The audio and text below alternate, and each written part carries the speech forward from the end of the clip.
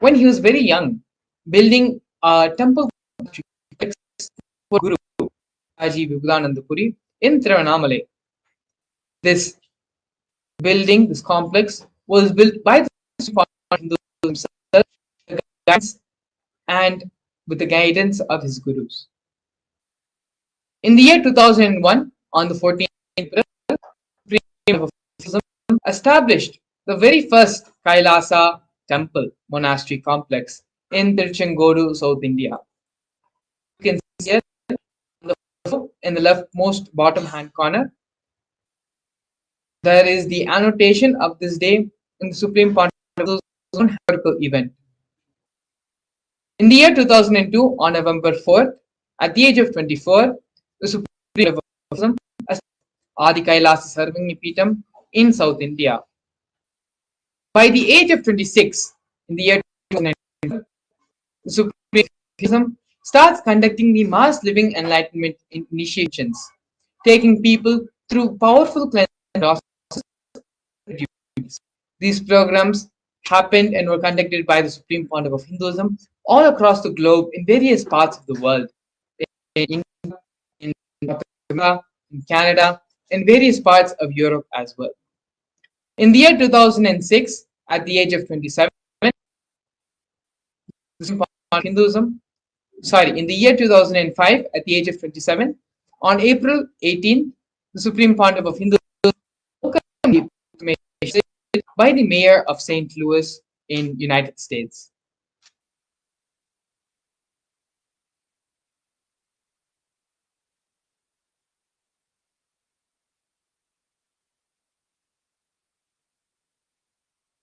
Here we can see glimpses of the Supreme Pontiff of Hinduism conducting the mass living enlightenment conventions throughout the globe in various parts of the world. We have here some photos of the Supreme Pontiff of Hinduism conducting the stress to de-stress discourse in Oklahoma Medical Baptist Center in the United States, as well as other conventions.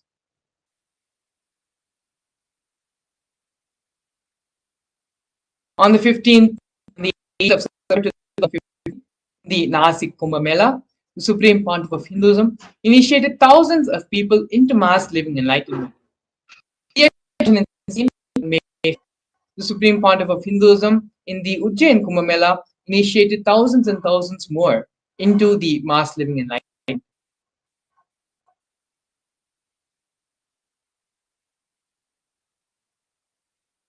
Here we can see the various coronations of the Supreme Pontiff of Hinduism. The Pontiff of Hinduism was very young. The Supreme Pontiff of Hinduism was ordained as the 233rd Guru Mahasannidhan Pontiff of Sarvagnya Peetham, which is the Tondai Mandaladinam. In the year 2002, the Supreme Pontiff of Hinduism was declared as the Vamshi Surangi Samrajya. In the years following that, Supreme Pontiff of Hinduism was coronated as the Mahasannidhan Swargapuramadinam. In the year 2012, the Supreme Pontiff of Hinduism was coronated as the 290th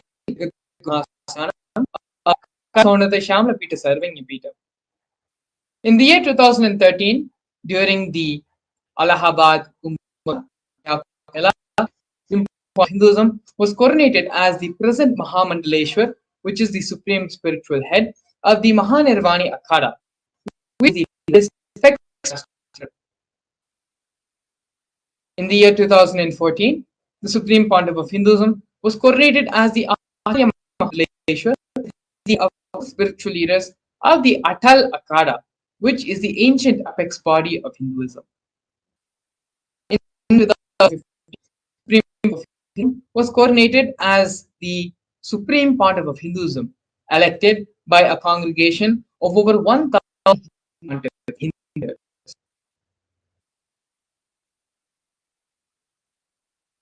Here we are now looking at the sovereign state of Kailasa. Kailasa is a cosmic, ancient, Hindu, enlightened civilizational nation whose vision is living enlightenment for all of humanity. Kailasa's mission is to revive and share with today's world the practical applications of the greater sciences atomic physics, Hindu alchemy, Hindu cosmology, Hindu biology, Hindu mathematics. The manifest sciences as revived by the Supreme Pontiff of Hinduism. These sciences were once practiced freely in over 6 are now facing extinction due to the persecution which is happening over a millennium.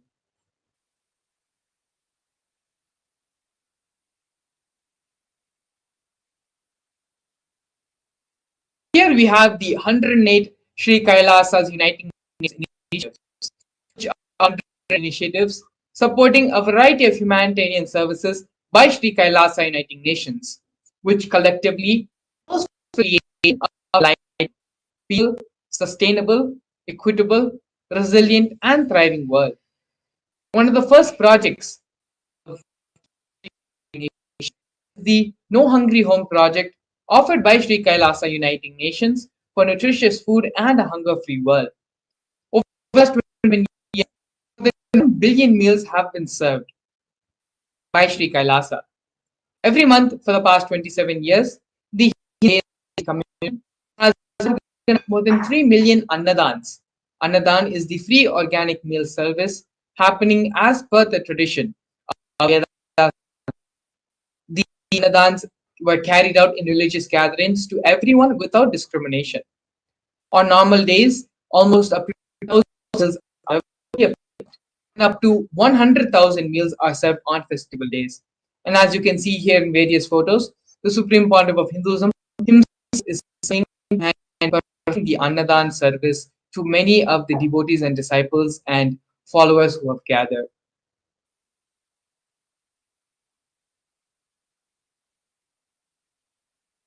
The next initiative we are looking at is Kailasa's protective and preventive COVID care health by Kailasa nations for affordable and holistic healthcare.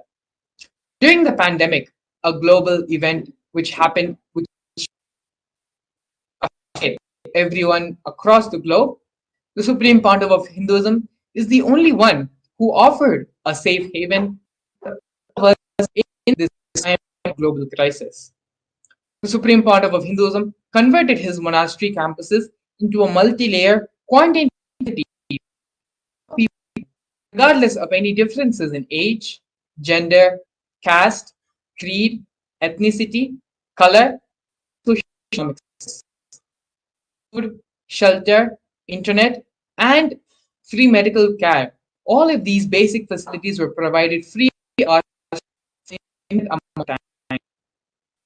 around 30 million citizens followed Kailasa's 28-day spiritual regimen in the year 2000.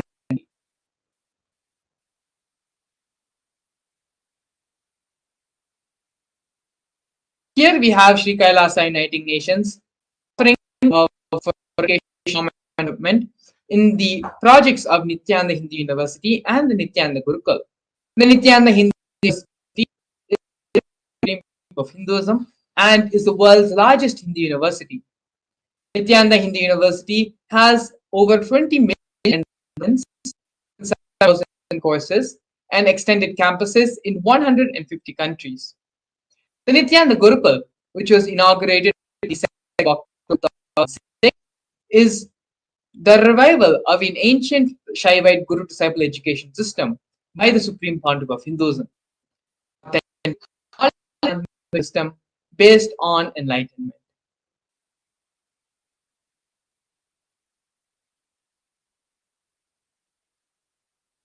Next, we're looking at the Nithyananda Jnanalaya project and the Hinduismpedia offered by Sri Kailasa Uniting Nations. The Nithyananda Jnanalaya project was established by the Supreme Pontiff of Hinduism to collect and to preserve the 1 million knowledge is made accessible and shared free of cost to all. Collecting and preserving 1 million source books. The Supreme Pontiff of Hinduism has authored more than 10,000 books in 3 languages, translated into 50 other different languages, and has given 10,000 plus hours of free discourses with a combined view of over 1 billion. Was established by the Supreme Pontiff of Hinduism. The Supreme Pontiff of Hinduism collected more than 15 from all 19 Sarvanya Pitams, ancient mutts, and ashrams. 1 million pages of Hinduism, collection of 30,000 books, 1,000 e-textbooks, and more than 100,000 articles on various topics of Hinduism.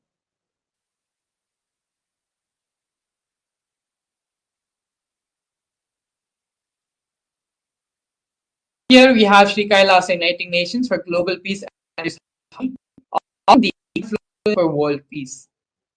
In the year 2009, the Supreme Pontiff of Hinduism organized a month-long peace walk 1 kilometers and 1,000 villages to bring together in harmony from all walks of life to promote feeling connected one among people. During the walk, health camps were conducted in villages along its path.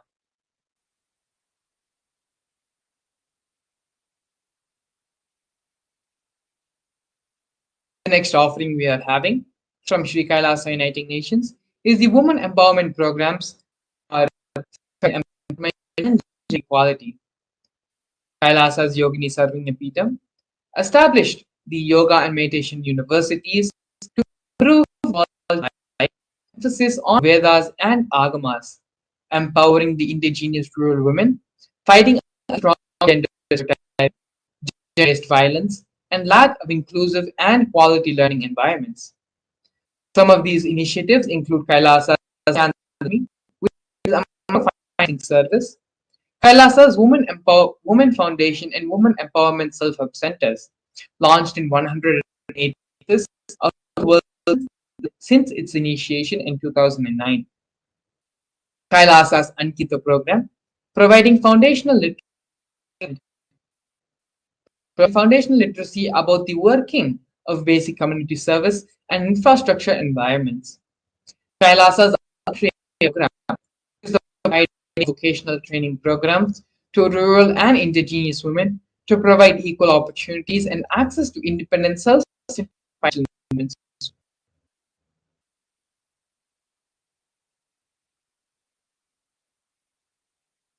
Next, we have the Nithyananda of Sri Lanka Nations for Yoga.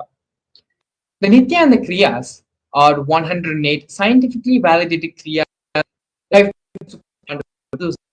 specifically targeting 108 major diseases and disorders such as diabetes, arthritis, autism, and more.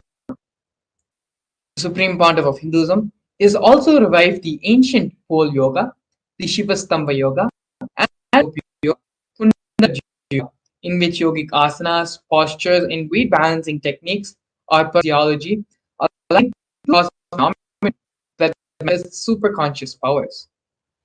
Not only that, but the Supreme Pontiff of Hinduism has also been awarded 2 Guinness records, the largest pole yoga classes, bringing worldwide attention to these extraordinary forms of yoga.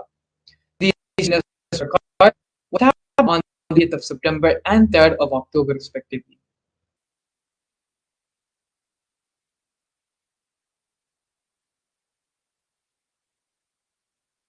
Here now, we're looking at one of the most historic moments in the history of Sri Kailasa, which is the establishment of Kailasa Nation in the United Nations. Kailasa, the first nation of Hindus, led by the Supreme Pontiff of Hinduism, Bhagavan Paramashivam, of the 2 billion global Hindu diaspora at the 14th session of the United Nations Forum on Minority Issues. A significant milestone of Hindus and the sovereign state of Sri Kailasa happened on the 2nd of December 2021.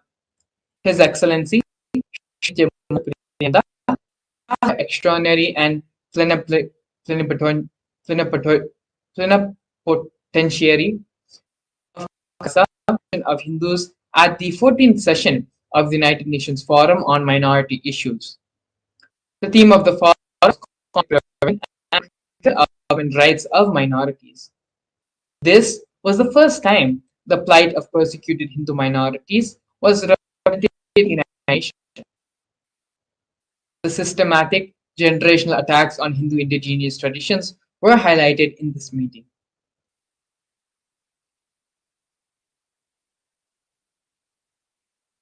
Here we can see the various torture and murder attempts by the state and non-state on the Supreme Pontiff of Hinduism.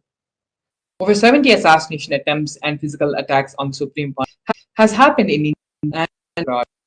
More than 40 attacks on community members, destruction of monasteries and temples, over 60 incidents of rapes, attacks on and women, intense lawfare through the 100 different false legal cases, intersection using the entire government mechanism, politically owned media, police and judiciary controlled by politicians, inciting mob violence through the social media. These are but a few of the many, many ways the anti-Hindu elements and anti-spiritual elements really executed and directly tried to take away the life of the Supreme Pontiff of Hinduism.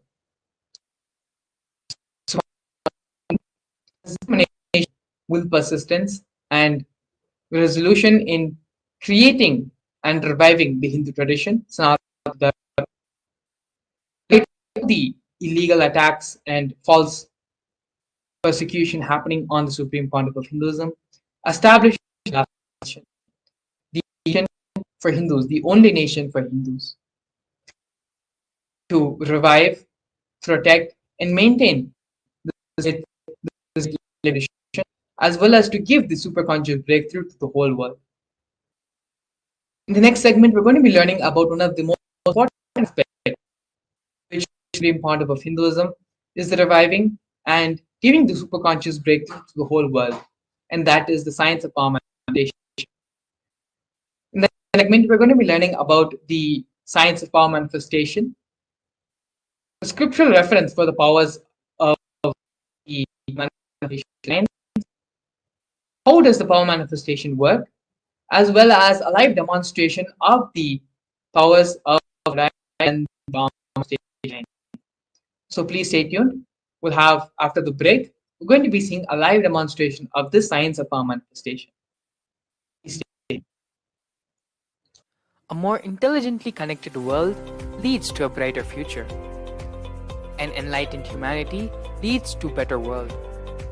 During the Paramashivam program, we help people to discover their superhuman possibilities and help them to find and achieve the true purpose of their birth by giving them the techniques, practices, and methodologies from the Vedagamas, the original source scriptures of Hinduism. The Supreme Pontiff of Hinduism is reviving the ancient original Vedas and Agamas in all its glory, in a user-friendly way for the modern mind. The Supreme Pontiff of Hinduism is transforming human beings into divine beings, reviving, initiating, and replicating the 463 powers from the Agamas revealed by Paramashivam. The Supreme Pontiff of Hinduism is not just giving solutions for every problem man faces, but is making them irrelevant to their lives by transforming human beings into divine beings. Listen. Any argument presented by your mind, body, your present reality to establish you are not Paramashiva, you are not omniscient, omnipotent, omnipresent. Anything presented to prove you are not Paramashiva is illegitimate. Decide this. This is super determinism. Understand? Anything you declare as illegitimate will lose power over you, will die in few days, few minutes, maybe in few weeks, whatever few days it takes. It will not have power over you. Understand, this is the method for sudden enlightenment. This is the method for sudden enlightenment. It happens by the Shakti Shaktipada. Here Paramashiva is sitting to tell you all, you are Paramashiva, you are me, with Shaktipada and Shaktinipada. The Dvitiya Vijnasa Krama is an extensive and thorough yoga sequence to prepare your body to receive the experience being given by the Supreme Pandava of Hinduism. Through the yoga, which is aligned as per the source scriptures laid down by Paramashiva and the Agamas, you break all the impossibility in your body and in turn break the very cognition of impossibility. The program leads you to go beyond your human frame and limiting human ideas from living your highest possibility. I will reach you wherever you are, whichever corner of the world you may be. I will reach you with enlightenment. Again I tell you, I am not here to prove I am God, I am here to prove you are God. Don't wait to become divine. Register now at paramashivoham.org.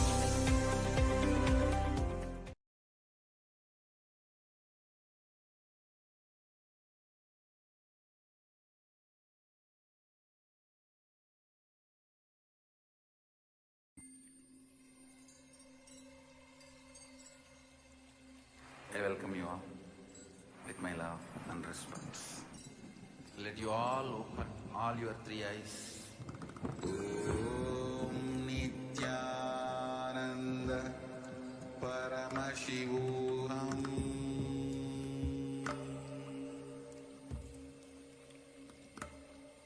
Om Nithyananda Paramashivam.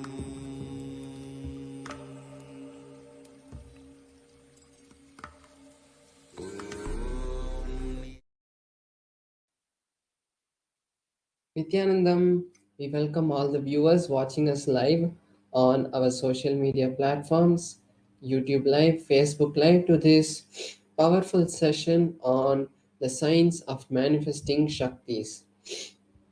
So today in this session, we're going to be seeing the various aspects of how the Shaktis manifest and how these Shaktis are useful to our life. So first we're going to be seeing how these Shaktis manifest. So in the Vedagamas, which are the source scriptures of Hinduism, Paramashiva elaborates in detail about how every human being is hardwired to be able to manifest the 463 plus extraordinary Shaktis of Paramashiva. Manifesting powers are described as a systematic method and science for human beings to explore the various possibilities and powers and have access to the various states of consciousness. Shaktis manifest from the fundamental cognition that you are divine and not that you are going to become divine or you are a man and going to become divine. So now we're going to be seeing the difference between the Shaktis and Siddhis. So the Shaktis are expressed from the space of enlightenment and as a side effect of feeling connection with the divine and the highest integrity with a guru.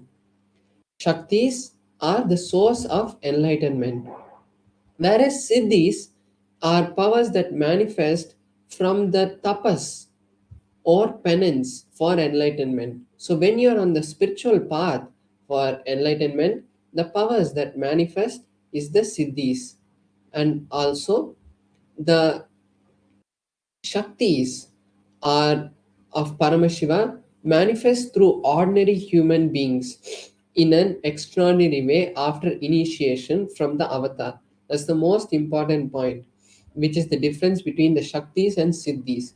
When you are initiated by a guru, by a living incarnation, the extraordinary expressions that start manifesting through you are the Shaktis, and Shaktis are permanent, whereas the Siddhis are not permanent and they divert you from the path of enlightenment. Now we're going to be seeing the pramanas, the various evidences which time test and prove the powers. So we have four methods and four levels through which this there are four ways and four methods through which these powers are manifested, verified. So first is the Shastra Pramana, which is the scriptural references for these powers. Then we have the Apta Pramana, which is the experiments and the experiences which were recorded by our ancient rishis, who were the scientists of the inner science, and the various masters like Ramakrishna and Ramana Maharishi, who have come before us and proved to the world that this science of manifesting Shaktis is possible by every human being. Then we have the Atma Pramana, which is the verified and validated experiences of the Supreme Founder of Hinduism. After he had any of his experiences, he verified with the Vedas and Agmas, which is the Shastra Pramana, and with other masters to see whether his experiences match with the teachings of Paramashiva itself, which is the Vedas and Agamas, and the Apta Pramanas, which are the experiences of the rishis. And then I welcome you all with my love and respect. Let you all open all your three eyes. Om Nithyananda Paramashivam.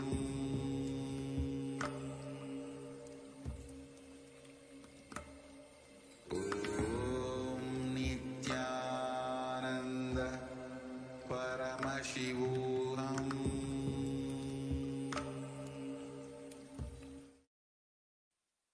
yes, sorry for the technical glitch.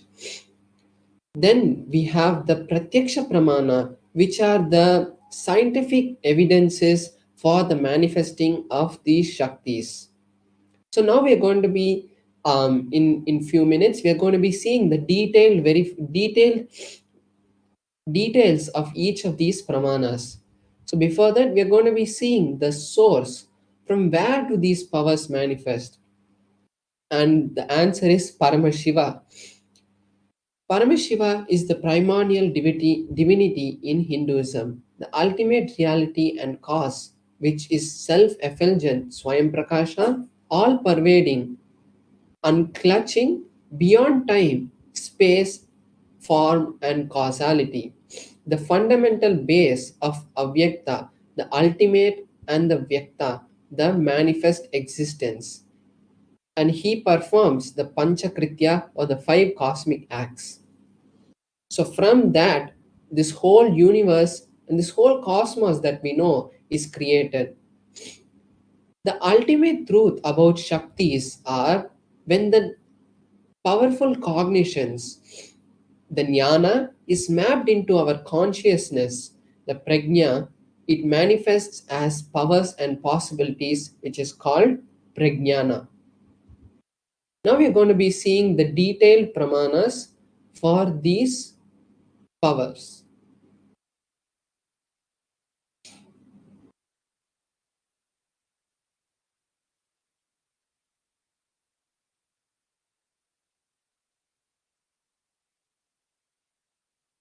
So now we're going to be seeing the pramana for the power of third eye, which is from the Vijnana Bhairava Tantra. The Vijnana Bhairava Tantra is a scripture which is directly given by Paramashiva to Paramashiva Shakti, and after that it has been given to various other rishis and come down lineage by lineage from guru to disciple. So in the Vijnana Bhairava Tantra, the verse 34 tells us about the power of the third eye.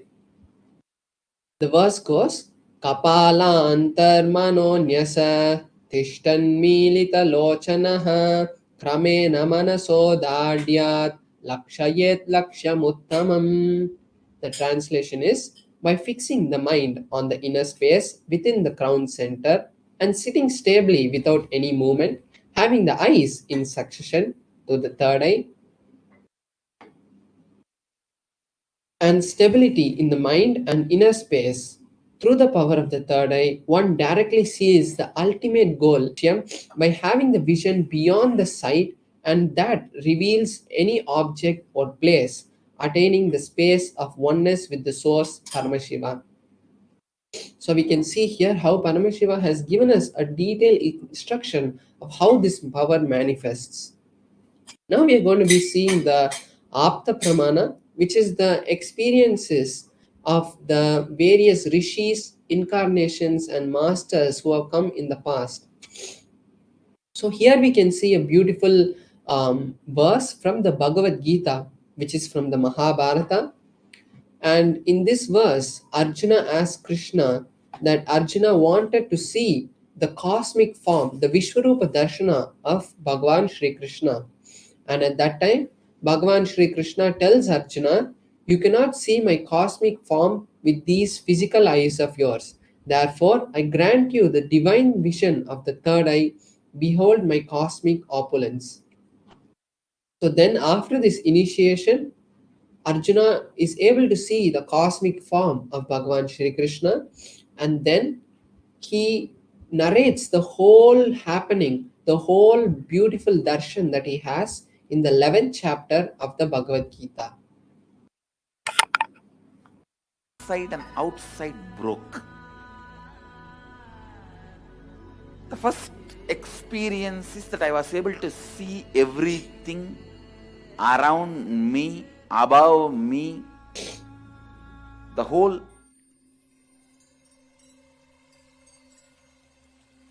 I welcome you all with my love and respect. Let you all open all your three eyes. Om Nithyananda Paramashivam.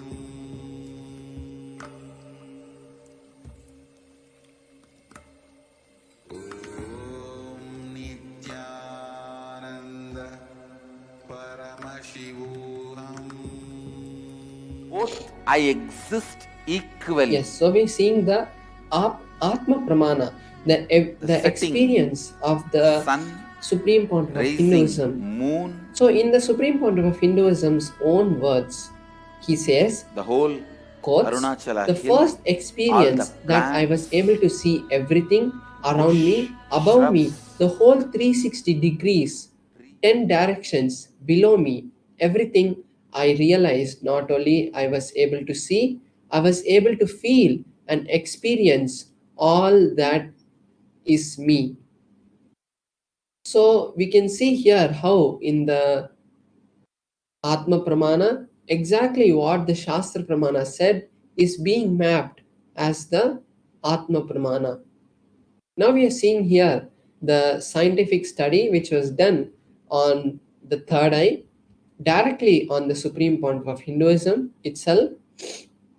So we can see here a picture of the Supreme Pontiff of Hinduism itself going through the scientific study, and they wanted to see how the third eye is working.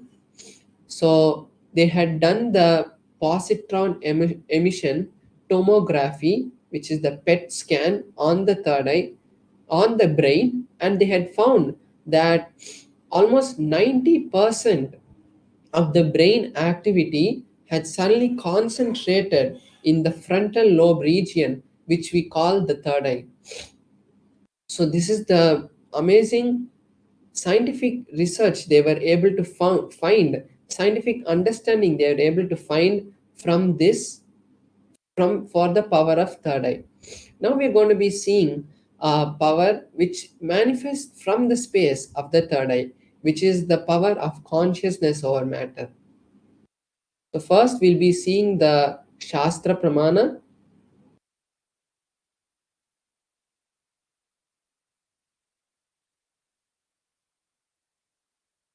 So the Shastra for the power of consciousness over matter comes from the Vijnana Bhairava Tantra, Sutra 120, Dharana 95.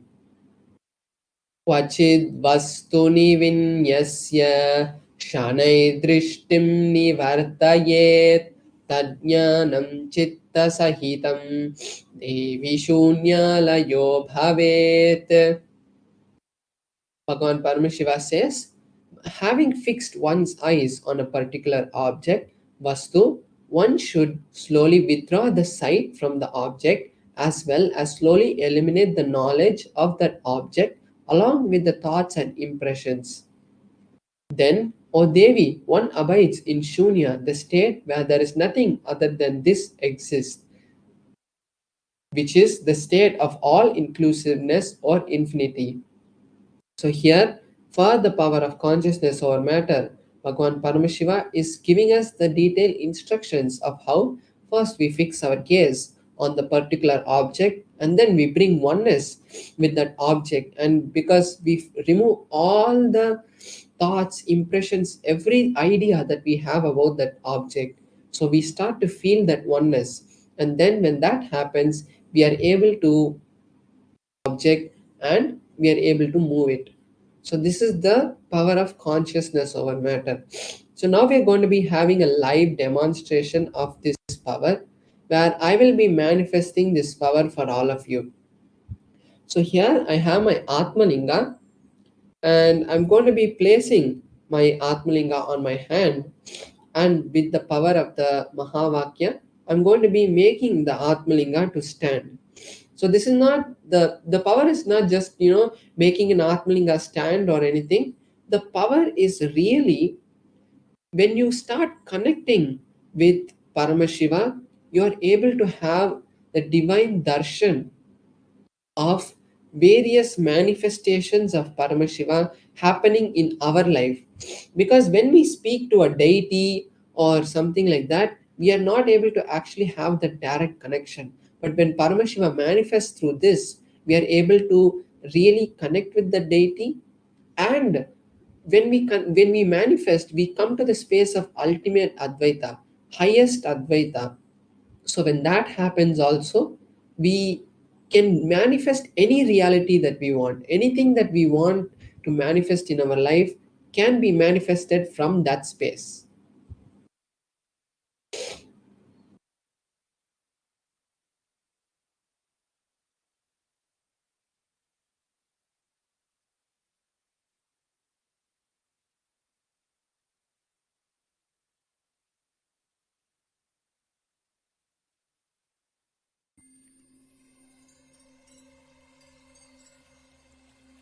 I welcome you all with my love and respect.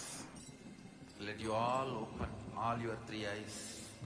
Om Nithyananda Paramashivam.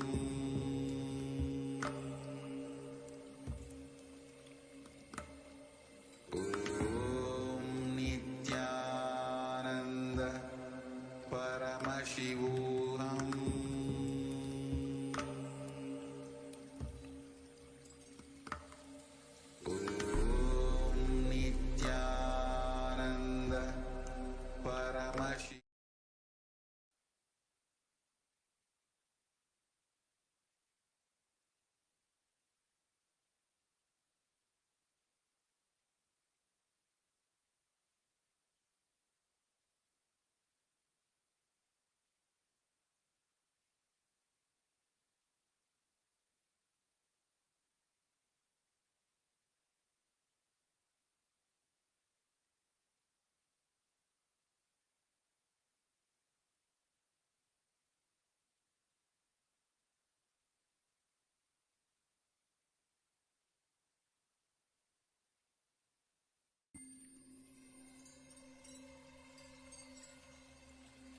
I welcome you all with my love and respect.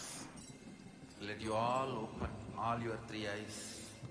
Om Nithyananda Paramashivam.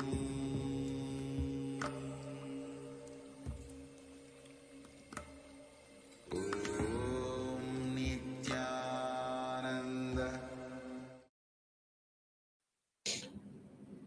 So sorry for the technical glitch. I hope all the viewers are able to hear us now.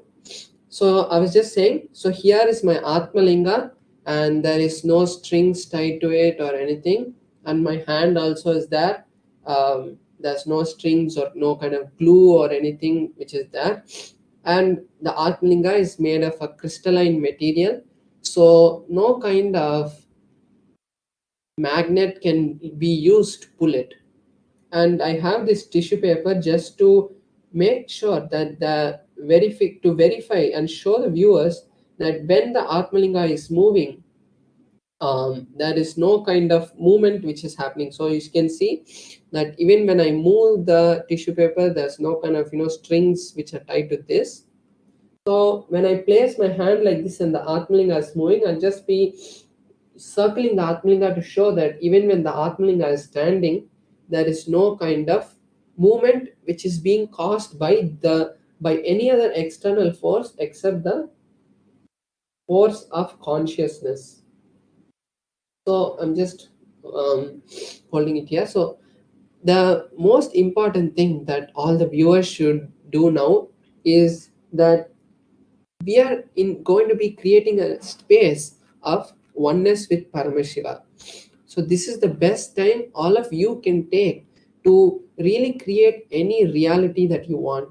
Like if you want health, wealth, or any relationship, or you want ultimately Paramashivoham to manifest, this is the best time you can use to create that reality. And now we can all get into the space, to a meditative space, and let's see the manifestation happening. So I'll be chanting the Mahavakya right now, just placing my Atmalinga firmly. So I'll be just showing you now.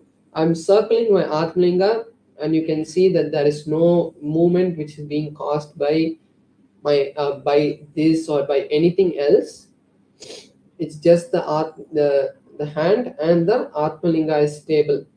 So I'm just placing this here itself so that you can see that there is no other thing. So now I'll be chanting the Mahavakya, and all of you can also join me, and we can manifest the reality that we want. Om Nithyananda Paramashivoham. Om Nithyananda Paramashivoham. Om Nithyananda Paramashivoham.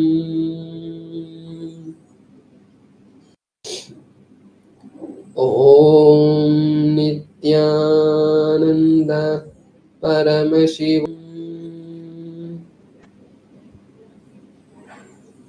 Om Nithyananda Paramashivoham.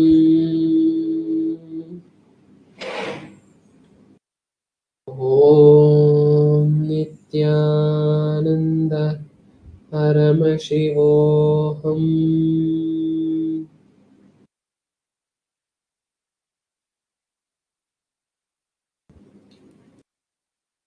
So now I'm just going to circle the Atmalinga to show even when it's standing now, there's no external movement which is being happening. It's just directly the Atmalinga moving.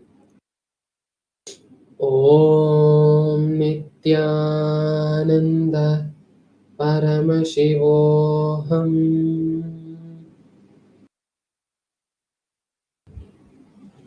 Om Nithyananda Paramashivoham.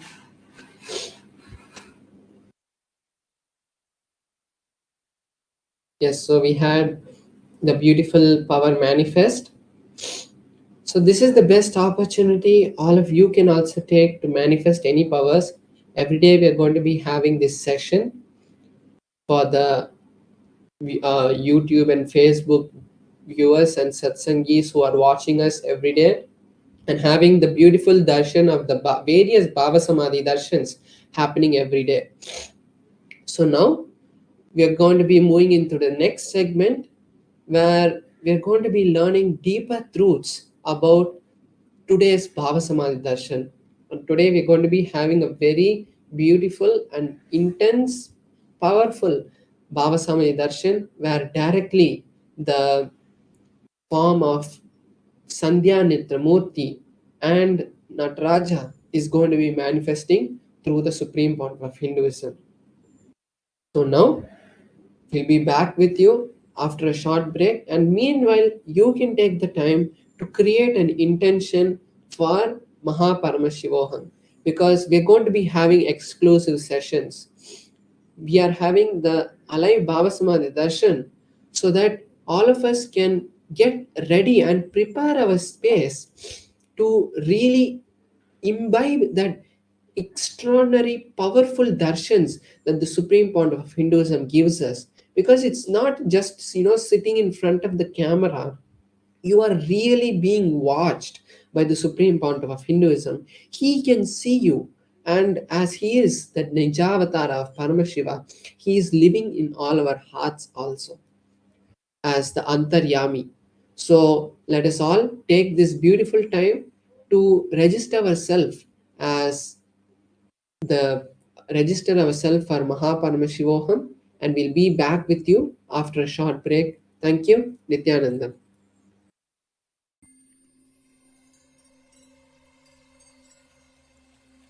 I welcome you all with my love. A more intelligently connected world leads to a brighter future. An enlightened humanity leads to a better world. During the Mahaparamashivoham program, we help people to discover their superhuman possibilities and help them to find and achieve the true purpose of their birth by giving them the techniques, practices, and methodologies from the Vedagamas, the original source scriptures of Hinduism. The Supreme Pontiff of Hinduism is reviving the ancient original Vedas and Agamas in all its glory, in a user-friendly way for the modern mind. The Supreme Pontiff of Hinduism is transforming human beings into divine beings, reviving, initiating, and replicating the 463 powers from the Agamas revealed by Paramashiva. The Supreme Pontiff of Hinduism is not just giving solutions for every problem man faces, but is making them irrelevant to their lives by transforming human beings into divine beings. Listen. Any argument presented by your mind, body, your present reality to establish you are not Paramashiva. You are not omniscient, omnipotent, omnipresent. Anything presented to prove you are not Paramashiva is illegitimate. Decide this. This is super determinism. Understand?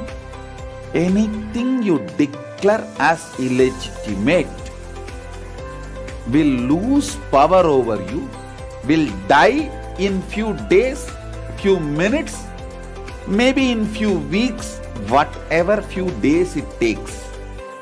It will not have power over you. Understand, this is the method for sudden enlightenment.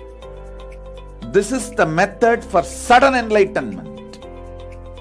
It happens by the Shaktipada. Here Paramashiva is sitting to tell you all, you are Paramashiva, you are me, with Shaktipada and Shaktinipada. The Dvitiya Vijnasa Krama is an extensive and thorough yoga sequence to prepare your body to receive the experience being given by the Supreme Pontiff of Hinduism. Through the yoga, which is aligned as per the source scriptures laid down by Paramashiva and the Agamas, you break all the impossibility in your body and in turn break the very cognition of impossibility. The program leads you to go beyond your human frame and limiting human ideas, which prevents you from living your highest possibility. I will reach you wherever you are, whichever corner of the world you may be. I will reach you with enlightenment. Again I tell you, I am not here to prove I am God, I am here to prove you are God. Don't wait to become divine. Register now at paramashivoham.org.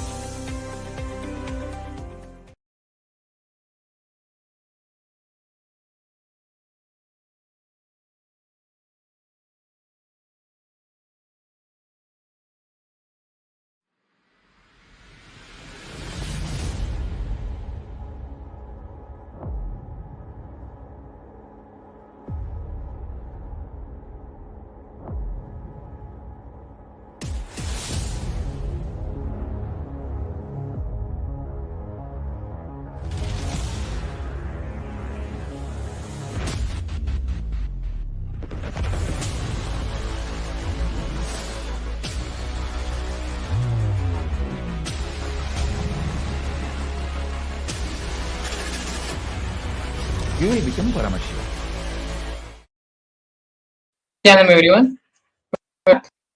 Witness beautiful manifestation demonstration by Paramashivam Maharaj, who through the power of consciousness over matter, and with the great hand of Paramashivam Maharaj was able to become one, be in the space of oneness with his Atmalinga, of from horizontal position to a vertically standing position, without touching it, without doing anything, just with the simple power of and being in the space of oneness. This is just one of the many. I welcome you all with my love and respect. Let you all open all your three eyes.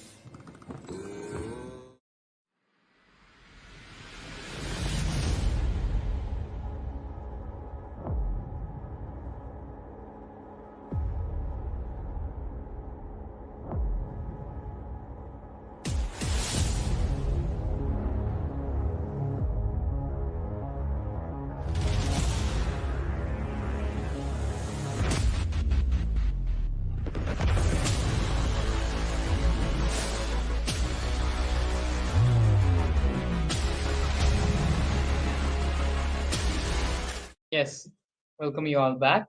Sorry for the technical. We witnessed very powerful power manifestation by Parameshwar Maharaj. This is just one of the many powers in the Agamas.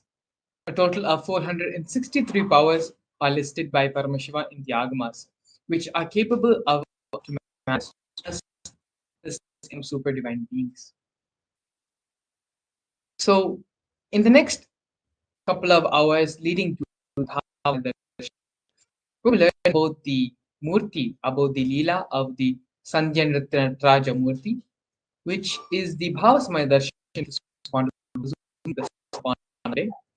We'll be learning about the Murthy, and we will also be doing a couple of internalization exercises to help us understand how the cognition allow our beings to open up and express itself fully so that we are in the receptive space to receive the darshan.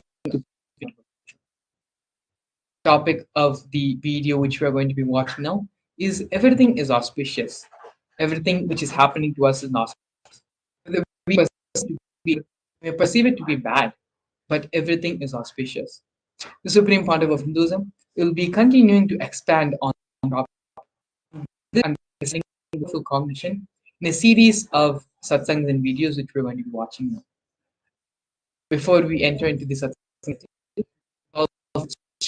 come to the space of restful awareness. It is only in the space of restful awareness when we move from the space of everything the Supreme Pontiff of Hinduism says will become a part of our being, will become a part of our cognition. Please sit straight and allow yourself to come to a restful, relaxed position.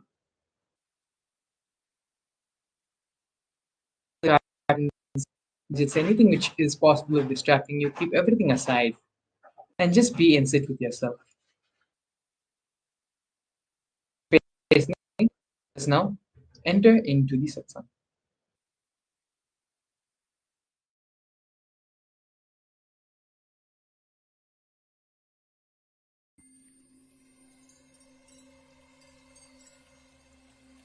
I welcome you all with my love and respect. Let you all open all your three eyes. Om Nithyananda Paramashivam.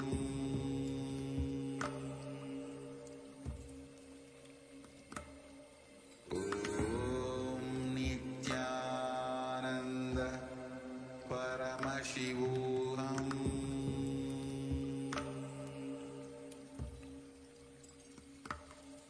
Om Nithyananda Paramashivam.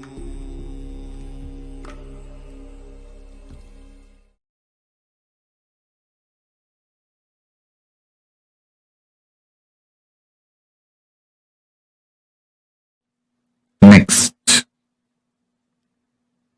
Sandhya Nritta Murthy. See, Sandhya means the day and night meeting, and destruction, pralaya, and creation meeting. For you to understand roughly, you can roughly understand as ice age. During every ice age, he dances the cosmic dance. That is called Sandhya Tandava. Listen. Whenever you feel everything in your life is falling apart, suddenly business is collapsing, wife is leaving, and kids are not listening to you. It's almost like your whole life is going. What do you think as your life is going? Health is failing. Whenever you feel that pralaya is happening in you, meditate on the Sandhya Nritta Murthy. Invoke him. Mahadeva, you are doing your Sandhya Nritya in my life. Just show me you are doing the Sandhya Nritya. That's enough. He will simply manifest auspiciousness in you. Listen. He just wants you to know he is doing Sandhya Tandava in your life. If you recognize it, you will say, all right, come on. Now, it is time. Let's start the creation. Let the new yuga start. Let the new universe manifest. Let the new life manifest. If you want new life to manifest in you, connect with Sandhya Tandava Murthy. Nritta means Tandava. Sandhya Nritta Murthy.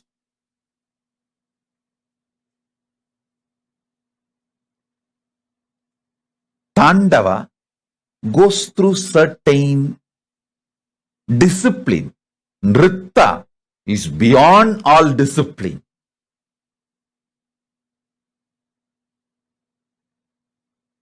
So, if you feel things are falling apart in your life, connect with Sandhya Nritta Murthy. Mahadeva, Paramashiva, I know you are doing Sandhya Nritta in me. Feel that you are doing Sandhya Nritta, so I'll be in peace. That's all. He will feel very shy. Hey, this fellow caught me. Now he knows my Leela. Okay, come on. All right. I'll create the new life for you. I'll manifest new life for you. Delusion will delude you as long as you have not recognized the delusion is deluding you. The moment you recognize delusion is deluding you, it can no more delude you. Delusion cannot delude you The moment you recognize delusion is deluding. Actually, even this Sandhya Nritta Murthy we have in Seattle Temple. Seattle Temple, we have not only the huge Nataraja, Ananda Nataraja, we have some more dancing forms of Shiva. I think we have done some, that 108 dancing forms of Shiva, and sent to different temples few deities, few forms. So Seattle has Ananda Tandava, as in Chidambaram, and Sandhya Nritta Murthy, and even Los Angeles has few more Tandavas of Paramashiva's forms. So connect with this superconscious mutation, Sandhya Nritta Murthy. You will realize nothing is falling apart, everything is falling in place.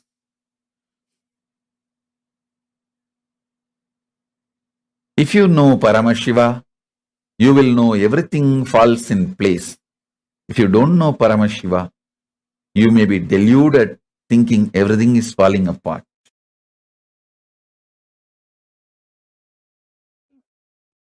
Principle of creation getting created. Listen to that very carefully.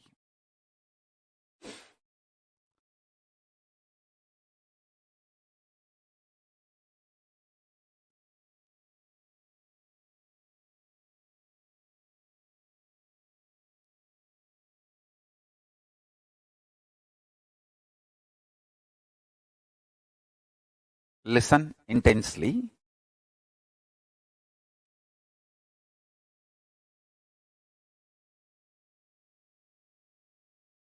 Principle of manifestation getting manifested. Principle of maintenance getting manifested. Principle of rejuvenation getting manifested. Principle of pulling out of delusion getting manifested. Principle of liberation getting manifested. So, creation of the universe is one level. Principle of creation getting created. Creation energy getting created. So, the permutation combination of all these 5 into 5 is 25. All the 25 happening in you now. Now. Listen. Listen. If you meditate on this, you will understand. Some people manifesting in your life is creation. Some people leaving your life is rejuvenation. Some people getting back to your life is pulling out of delusion. Some people are adding bliss, joy to you, and you adding bliss and joy to them is liberation. All this, understand, whether it is people, places, object, health, anything you experience, it is all just the 25 principles manifesting, happening in you. If you are fighting with that happening, you are Jiva. If you are master of that happening, you are Shiva. If you sit now and complete with all these 25 happenings in your life, internally, externally, some good things getting created. Some things which you think as good getting destroyed, rejuvenated. Some things getting pulled out of delusion. Some things getting liberated. Listen carefully.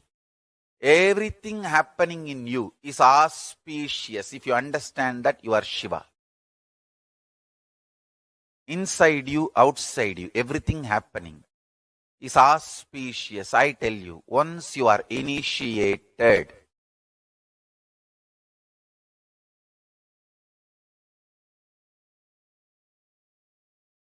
Once you are initiated, once you are my disciple, listen very clearly. Even if you think in your life things are falling apart, they are falling in proper place. Understand?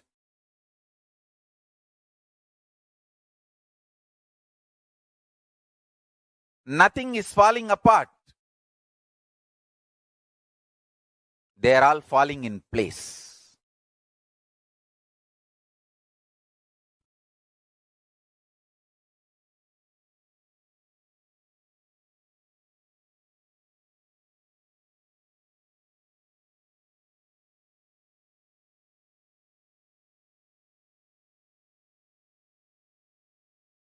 Once you are initiated, you are integrated to Guru, Linga, Sangha.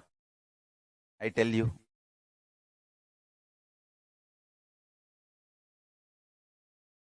nothing falls apart. You may, even if you think things are falling apart in your life, they all fall in place. Understand that. Nothing falls apart.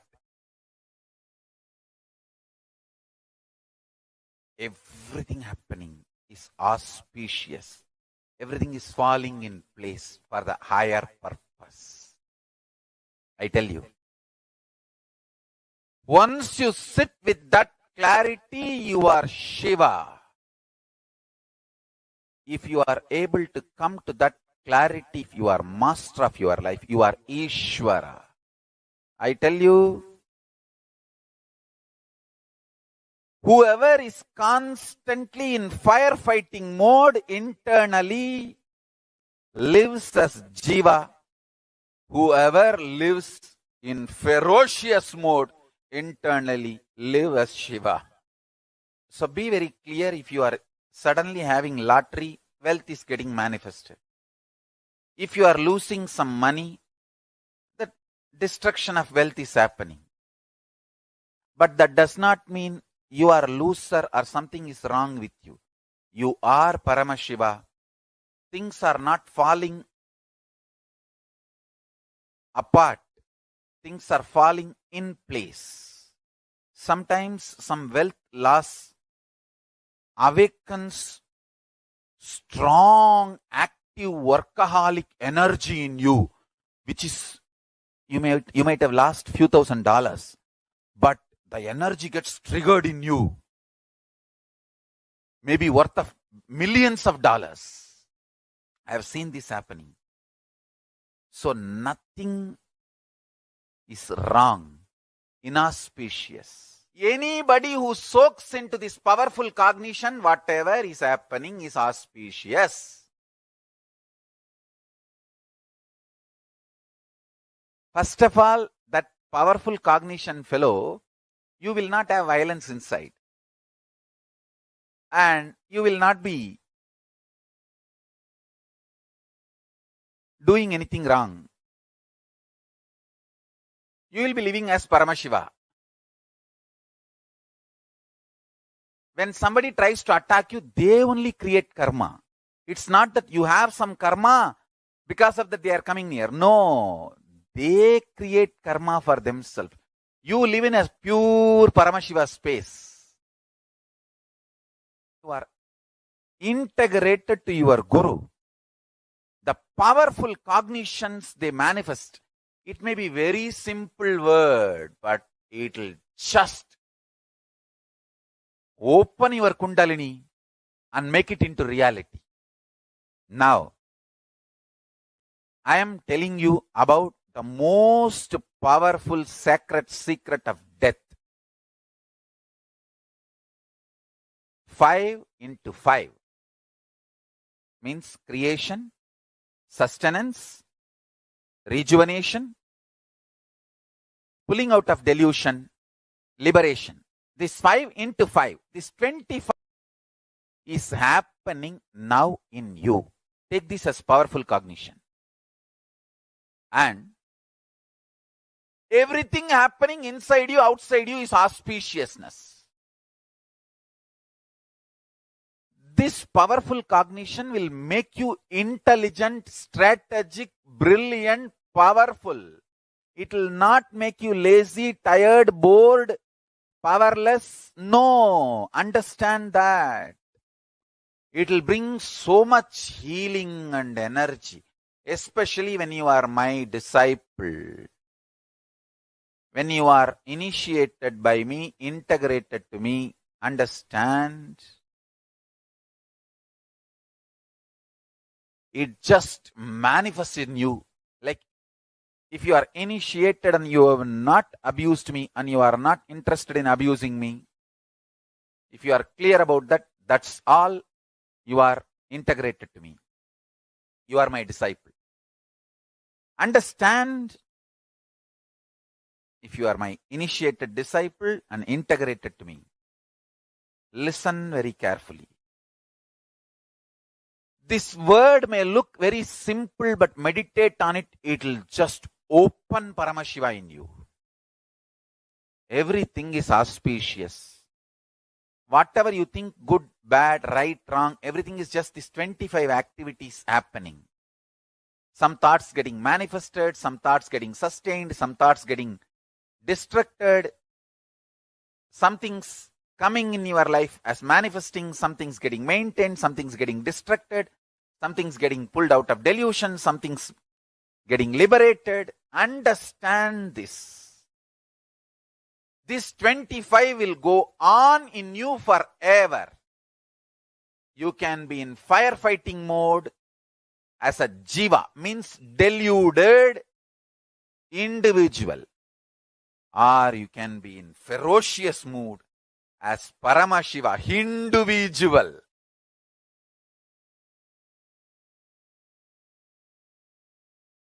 Be Paramashiva with the clarity, everything happening is auspiciousness. Be individual, not individual. He manifesting through individual is individual. Understand? He manifesting through individual is individual. Understand? I tell you, with my tremendous love,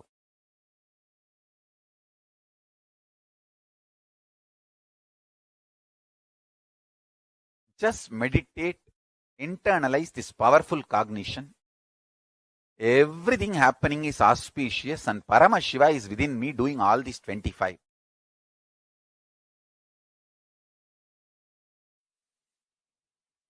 Your body, physical body,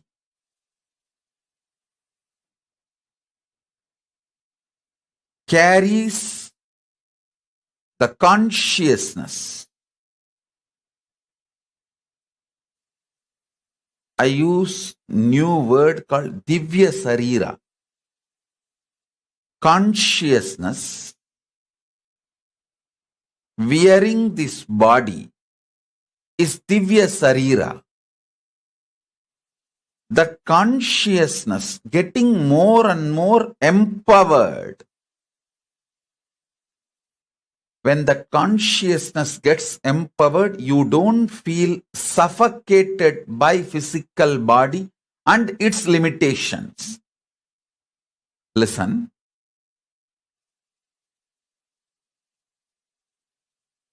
If you are Divya Sarira,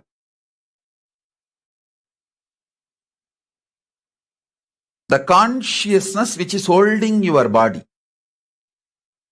if that is empowered, you don't feel suffocated, limited, reduced by your body. Please listen.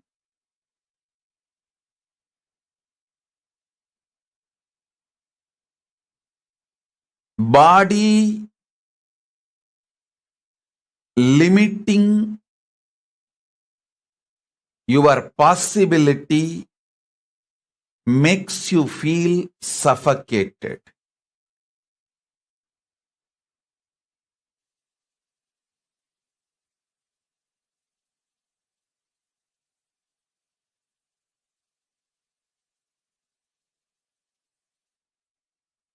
not only the great powerful cognitions and understandings about the secrets of the cosmos,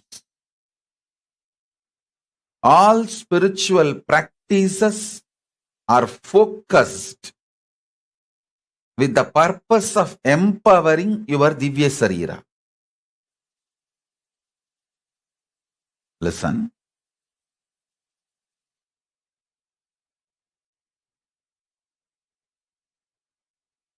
Yesterday's satsang, I gave you one truth. If you rest in Samadhi, you will see everything in your life is complementing your different aspects. The wealth you earn, or the money you spend, the relationships getting added in your life, or people leaving from your life, comforts and wealth, artha getting added or leaving, the higher values, understandings getting added to you, and middle class values leaving you, everything, if you see, it just complements your expansion. If you get terrorized by your life, suffocated by your life without understanding, if you feel everything is chaos, everything is falling apart, due to your inner restlessness, you feel whole life is complication and incompletion. I tell you, nothing falls apart, everything falls in place. Nothing in life falls apart, everything in life falls in place.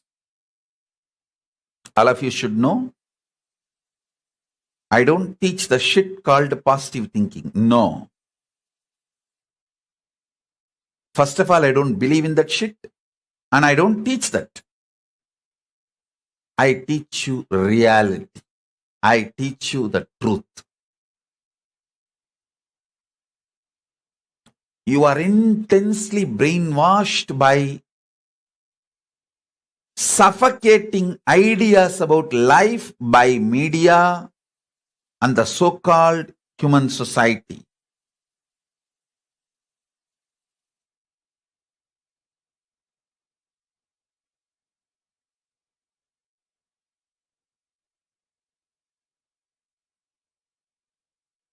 Whenever I sit in Samadhi and watch, I see clearly everything is so auspicious. Not only I see it, when I see life as auspicious, my Divya Sarira gets so empowered. It just manifests powers and miracles. Every time when I reveal the higher truths, it empowers your inner space. It empowers your very being. Empowering your Divya Sarira is the job I do day in and day out.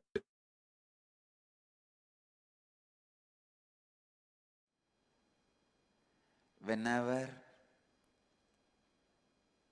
you look at any destruction as remind and irresponsibility, it is no more a destruction in your life. You learnt how to make anything positive to strengthen your life. If you are able to make anything negative into positive, the moment it enters in your life, you are Shiva. Causeless auspiciousness. Listen. Intense integrity brings you the space of positivity, because if you are integrated constantly, you will be looking at the words you utter to you and to others. You will weed out all the negative prophecies, negative commitments you are giving to you and to others.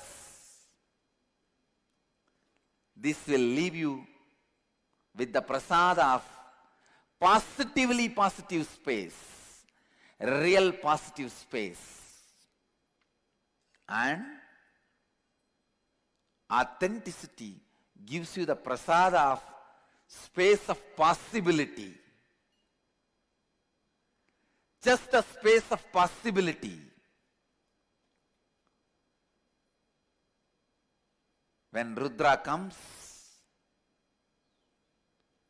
face him with integrity and authenticity, he becomes Shiva.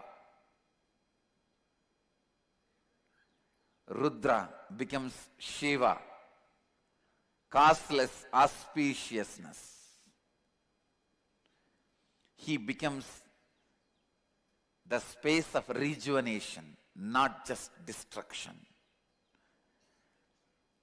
When he becomes the space of rejuvenation, he is no more destruction. The word does not suit him.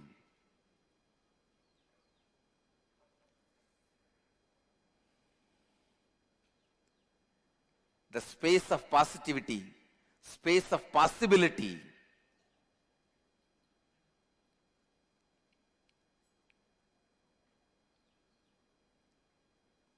makes Shiva happen in you.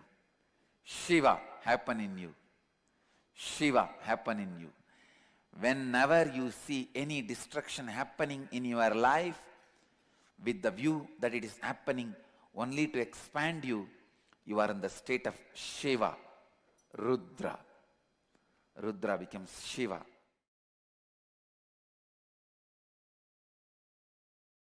Carefully. Understand, sometime you may say, oh Swamiji, the universe does not make sense to me. It does not need to make sense to you. It is not obligated to make sense to you. You are obligated to make sense to Paramashiva. Understand, you deciding to make yourself sensible to Paramashiva is surrender to Paramashiva. I decided I will make myself sensible to Paramashiva. I will not bother whether Paramashiva makes sense to me or not. That is surrender. Paramashiva is no way bound to make sense to me. Universe is not obligated to make sense to me. I am only obligated to make sense to universe. I am obligated to make sense to Paramashiva. My behavior, my lifestyle, my thought currents, me, I am supposed to make myself sensible to Paramashiva. Paramashiva is no way obligated to make himself sensible to me. When I decided this, Paramashiva started manifesting. Make this decision on this auspicious Deepavali day.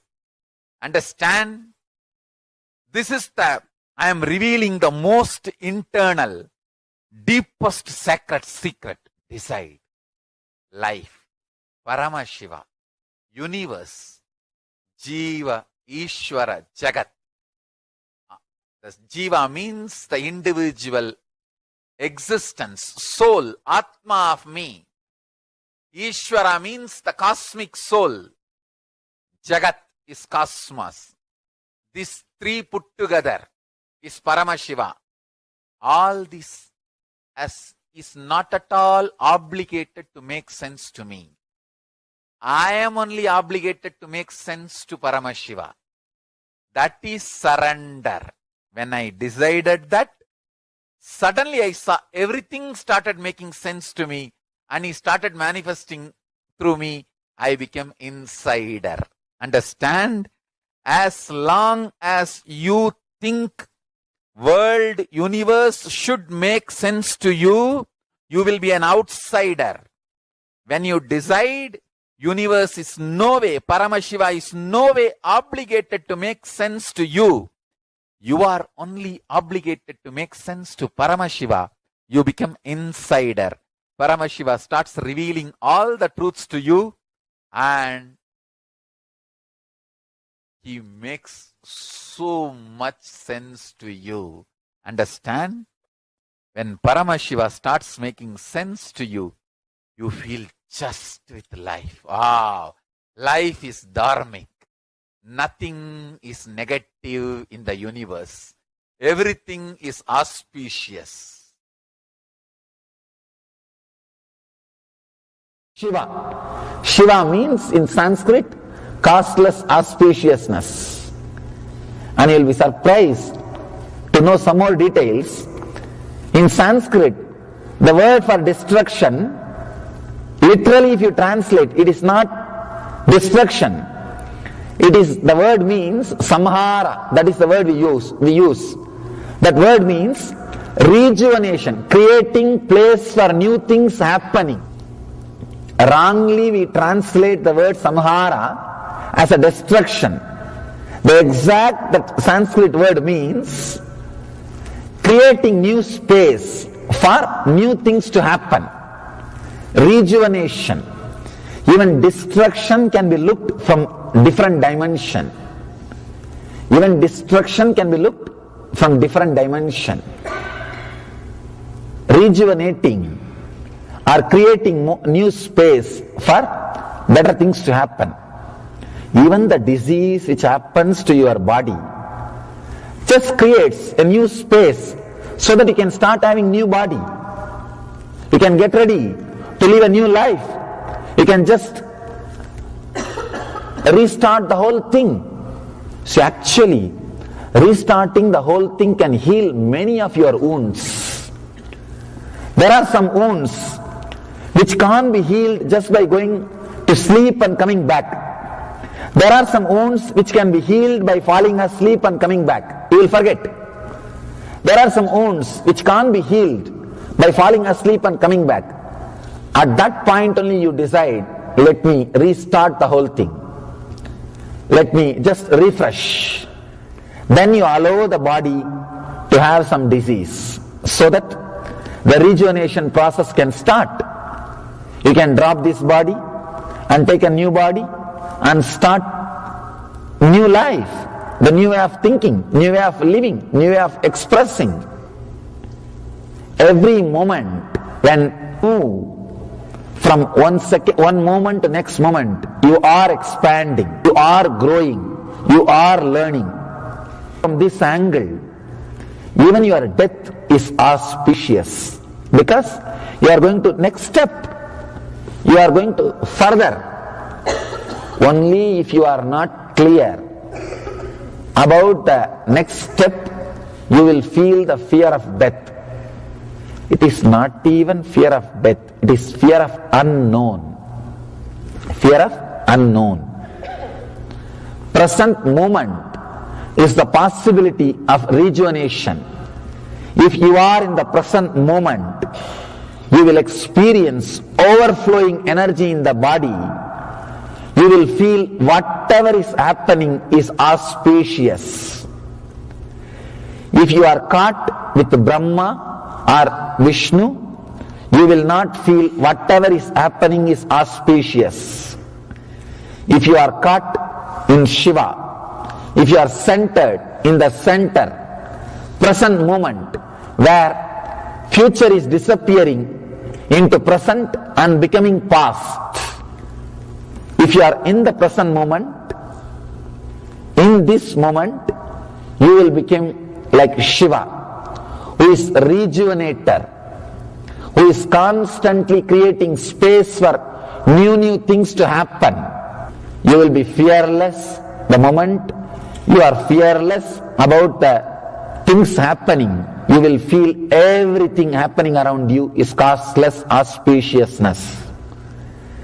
As long as you are caught in future, you will feel insecure, fear. If you are caught in the past, you will feel things are inauspicious. Life is dull, dead. If you are in the present, one more thing, if you are in the present, you will see very clearly The future which is coming in inside you and becoming past leaves so much energy in you. Every moment you are just overflowing with energy. If you are caught by future, you are in fantasies, means castles in the air, no energy. If you are caught in the past, you are just a stone, a rock which can't be moved, dead, no energy. If you are caught in the future, air. If you are caught in the past, dead rock.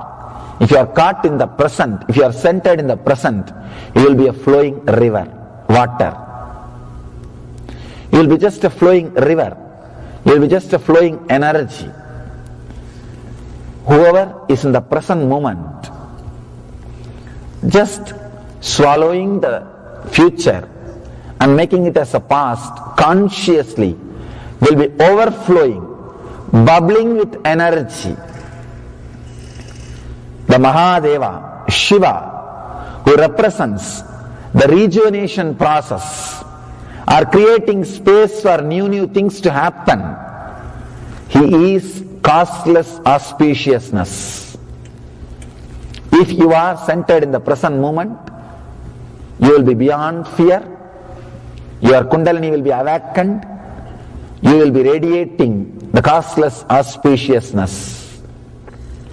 The person who achieved that state, who is centered in the present, only he is worshipped.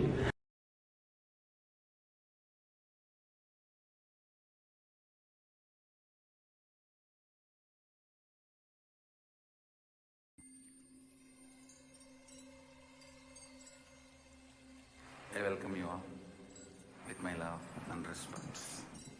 Let you all open all your three eyes. Om Nithyananda Paramashivam.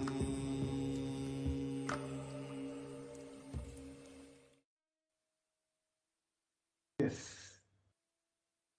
Now we all heard from the Supreme Pontiff of Hinduism, and we understood our own delusion that how we, every aspect of our life, thinking that everything is falling apart.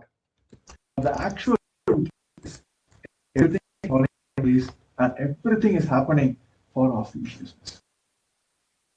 So these, the incidents which believe that my whole life is failing.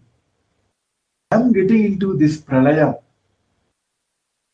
All the space till now, the delusionary space we cherished, these are sitting inside us and not letting us pass our reality and not allowing us to enjoy the life as the whole lila is happening.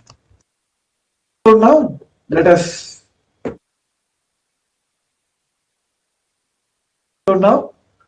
all this incident which is sitting in our life and not letting us to manifest the reality in our life. So our request all join us on social media platforms, YouTube Live, Facebook Live. Request all of you now pen down the three incidents in your life. You felt everything in life. Some may have felt that the business is collapsing, your health is failing, all the relationships around you, it's all everything is making happening simultaneously. At one point you felt my whole entire life is failing. Whenever you go projects or initiatives you take, everything is collapsing. You thought that I'm having a life. So let us sit with ourselves and internalize and put down incidents in your life when you felt everything in your life is falling apart.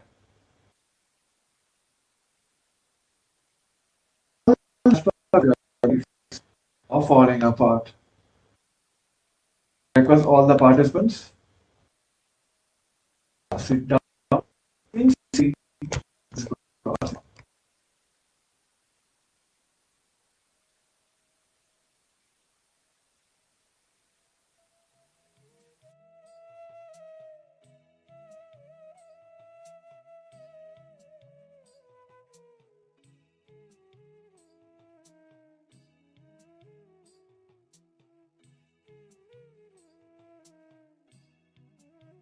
கேரியல ஒரு பிரச்சனையா இருக்கு இந்த ஜூமா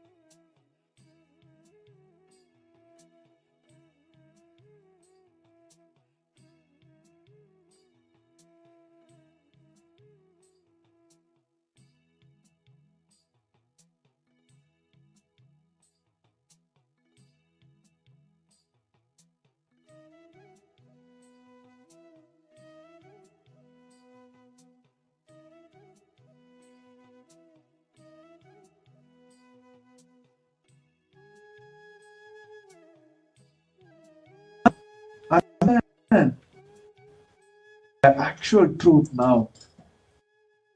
All the delusions will go on as well as not organized. The delusion is deluding you.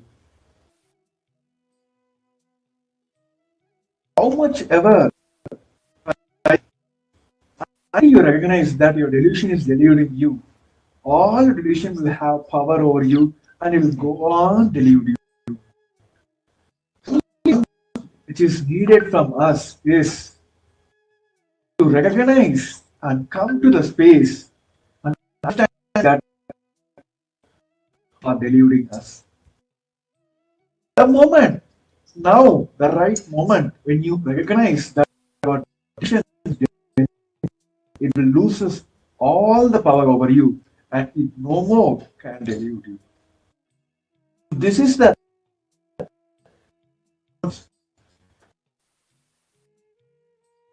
to consciously decide and recognize that all decisions are being. The moment you come to this conclusion and understanding, all the delusions, perceptions, powerless cognitions, all you have, which is literally spoiling your life, making you to fit in everything, making you believe that your life is falling apart, it just loses power over you and you will see every time that your life is conscious. So let us make this strong decision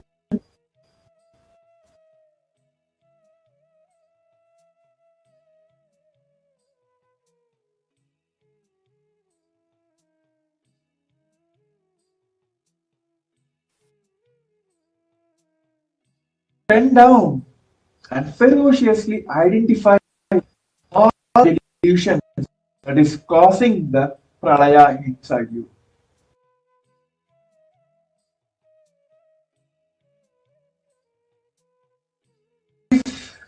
We come to this understanding that all this only because of my delusions, still not recognizing that my delusions are taking power over me only because of and come to the reality that my life is auspicious.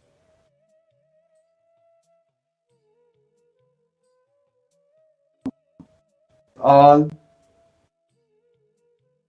sincerely do this process now and fully identify all the delusions that is causing the pralaya in you.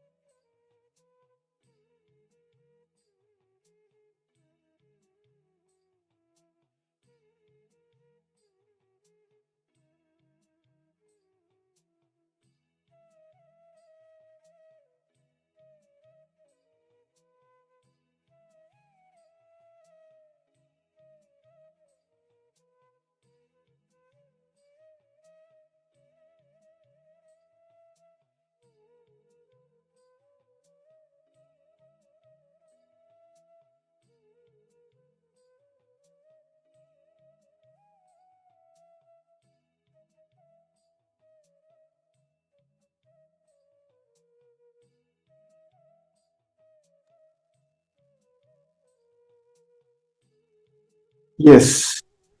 Now we have identified and written all the delusion that is causing the pralaya in our life.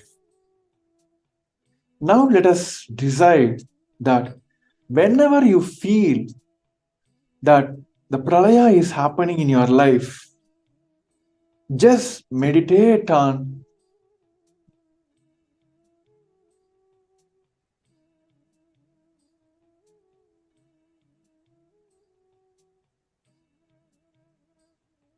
oh yes, sorry for the technical glitch. So yes, Paramashiva has revealed, the Supreme Point of Hinduism has revealed that whenever you feel that pralaya is happening in you, just meditate on the Sandhya Nritta Murthy. Just invoke him and say, Mahadeva, you are doing your Sandhya Nritya in my life. Just show me you are doing the Sandhya Nritya. That's enough. He will simply manifest the auspiciousness in you. This one powerful cognition that just meditate on him, the Sandhyanartha Murti, and allow him and tell him that, yes, Mahadeva, you are doing this cosmic Leela in my life. Just show me that. Surrender everything to him. Just meditate on him. He will just bring auspiciousness inside you. This powerful cognition, this one powerful cognition can bring tremendous changes in life. And you literally feel everything, each and every moment, whatever is happening in your life, you will just feel everything is happening for auspiciousness. So yes, with this, we'll be coming to the end of this segment.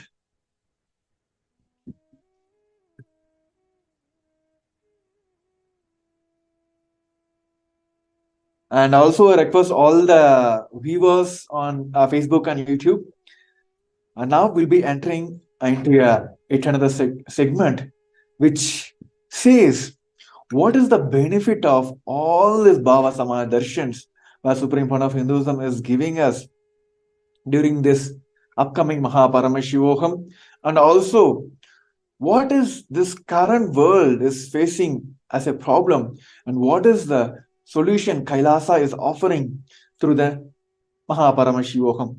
So I request all the participants, you can take a few seconds, a few minutes to share the live to all your friends and families whom you feel they should get the benefit of this Paramashivam.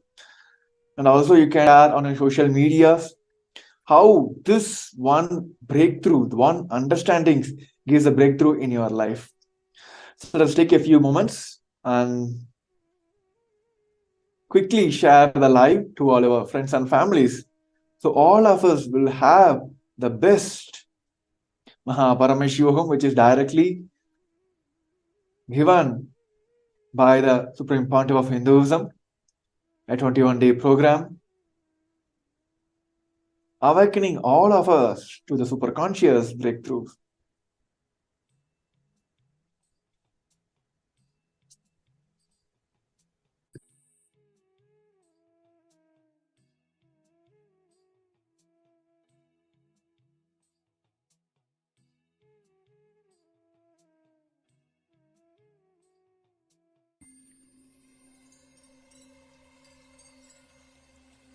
I welcome you all with my love and respect.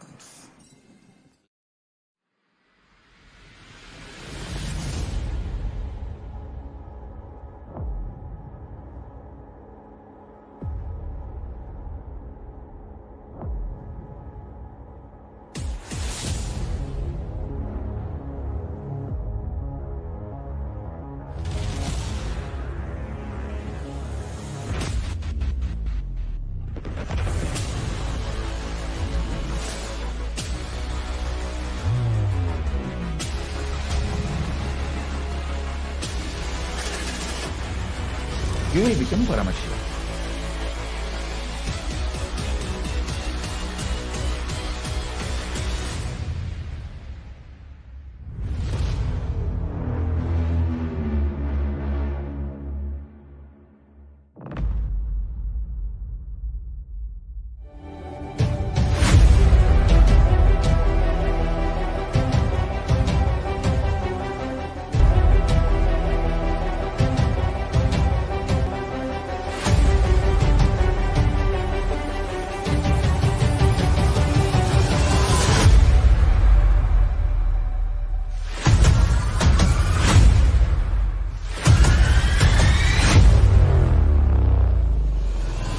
whatever I shared till now, condensing the whole thing and reviving it as experience, starting from completion, unclutching, power manifestation, the states of consciousness, and the planes, multiple planes, everything.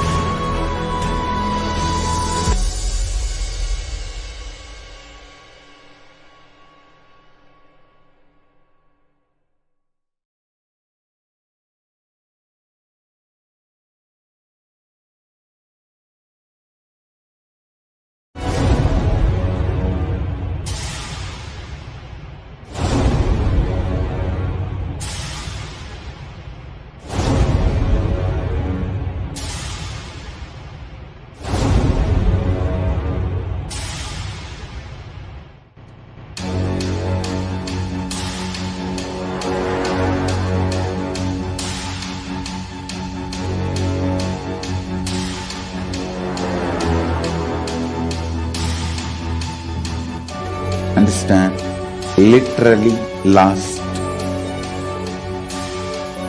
39 years from the age of 5, whatever Paramashiva manifested through teaching, speaking, writing, every way, condensing the whole thing and presenting it to you all as experientially in these 21 days through this Jnana Charya, Jnana Kriya, Jnana Yoga, Jnana Jnana is Mahaparamashivoham. Lifestyle for just Paramashiva. Rituals to be just Paramashiva. Yoga for just being Paramashiva. Jnana, just Paramashiva.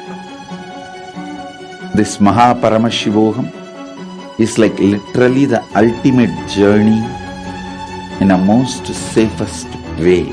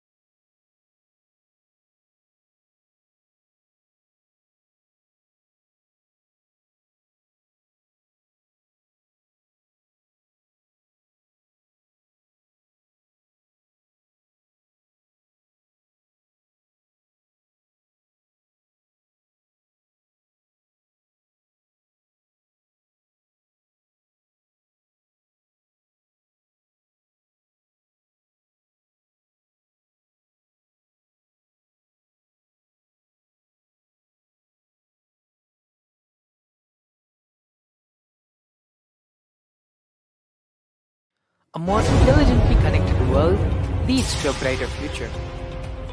An enlightened humanity leads to a better world. During the Paramashivam program, we help people to discover their superhuman possibilities and help them to find and achieve the true purpose of their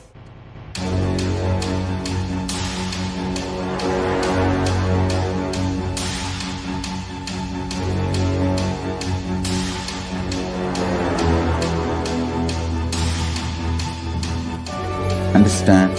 Literally last 39 years from the age of 5, whatever Paramashiva manifested through teaching, speaking, writing, every way.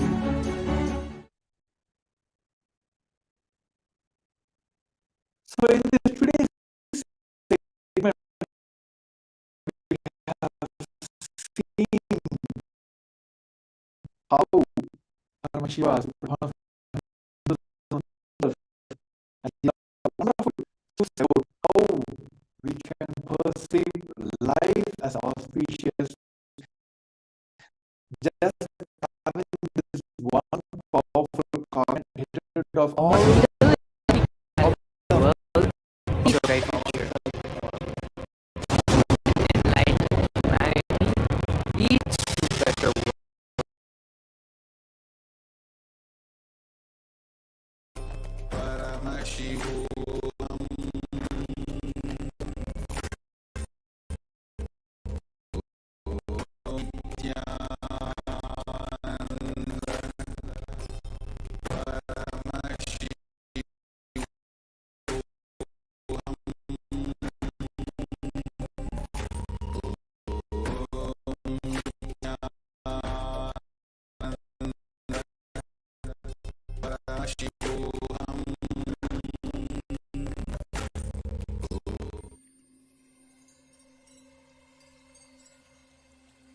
I welcome you all with my love and respect.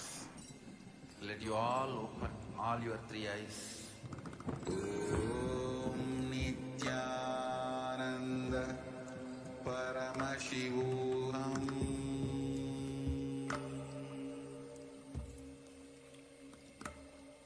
Om Nithyananda Paramashivam.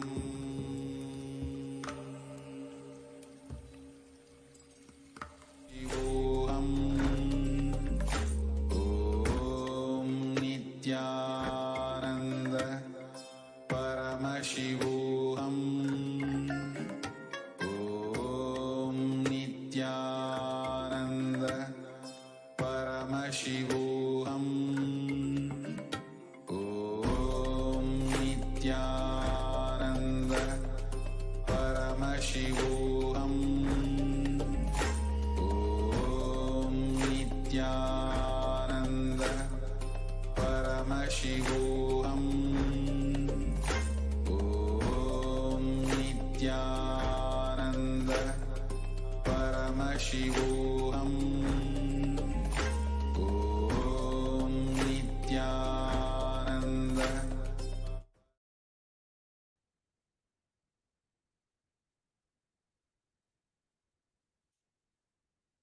yes, everyone.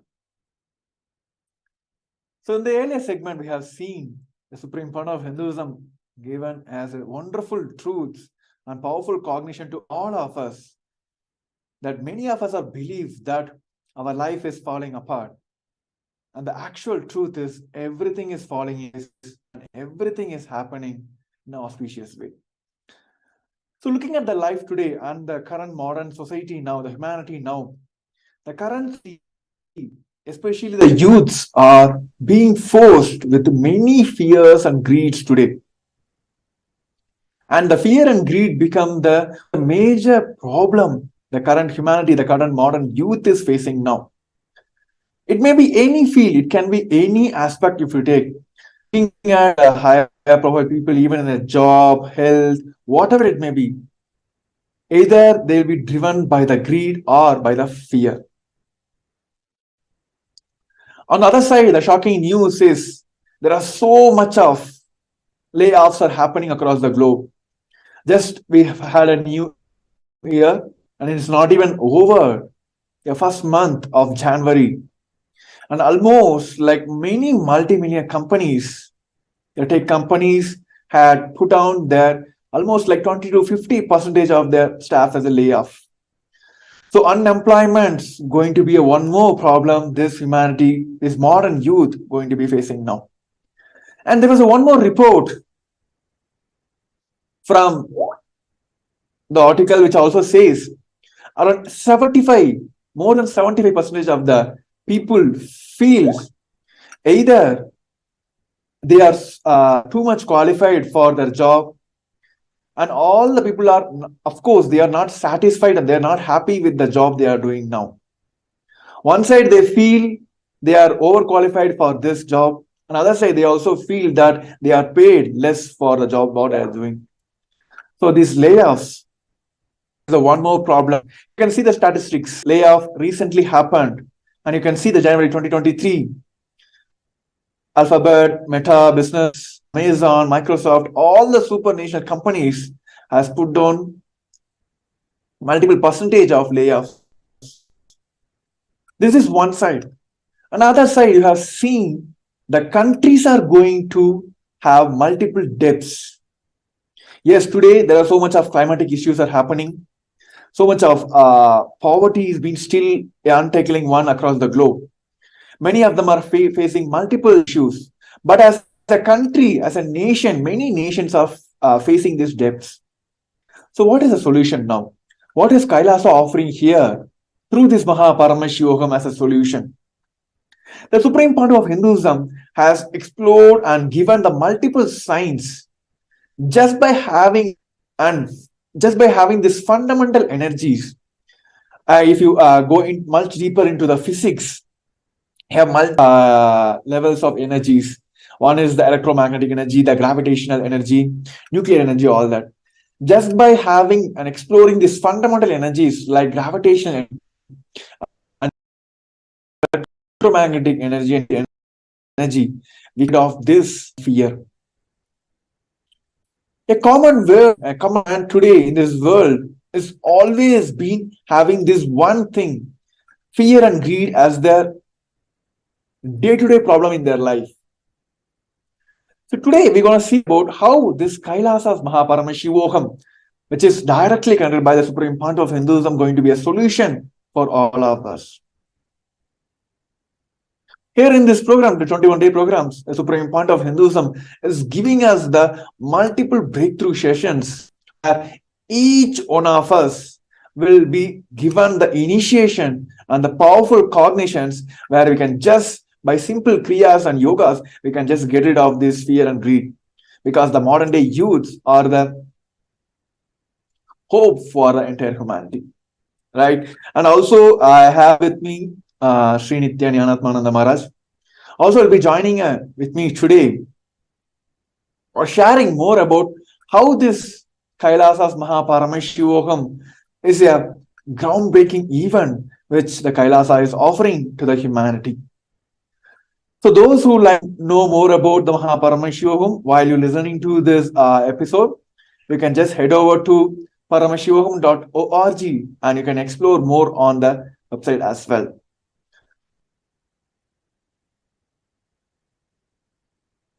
Yes. Now I would like to welcome Sri Nithyananda and like to request him to share more on this. What is special about Paramashivam and how Kailasa's Paramashivam can be a solution for this current modern day youths to get rid of this fear and greed.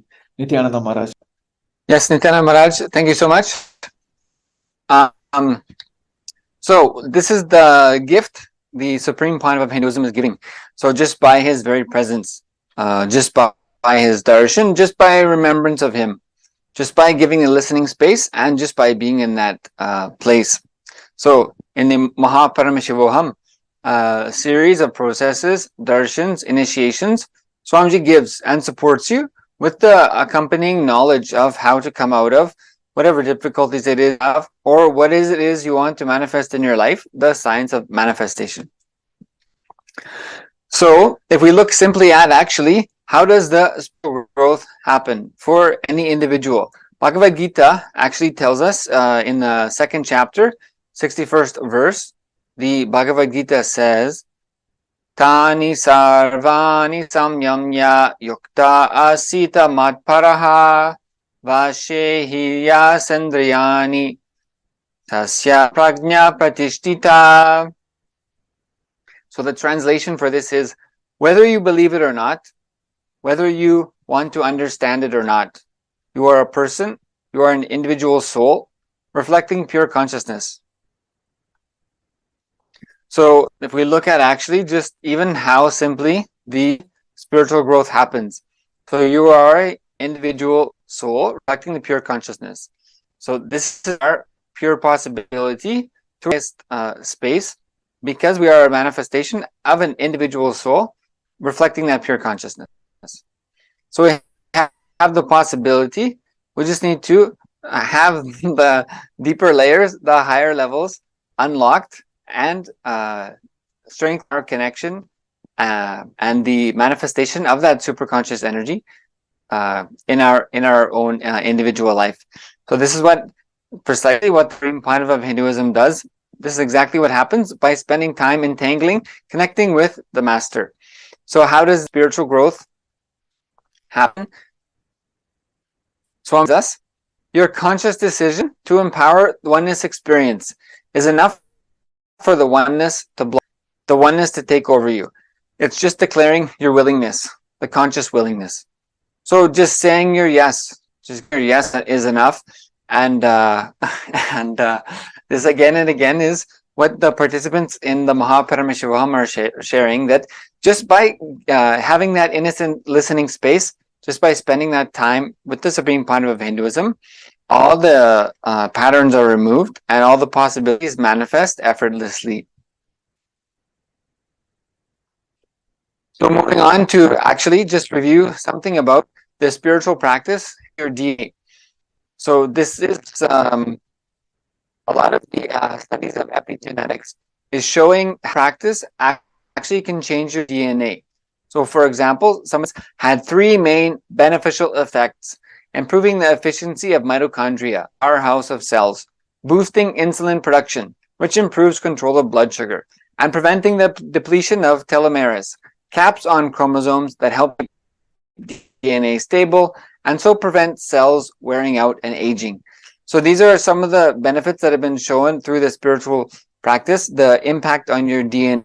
This is called the study of epigenetics, that the cell energy is boosted and the blood sugar becomes stable, and your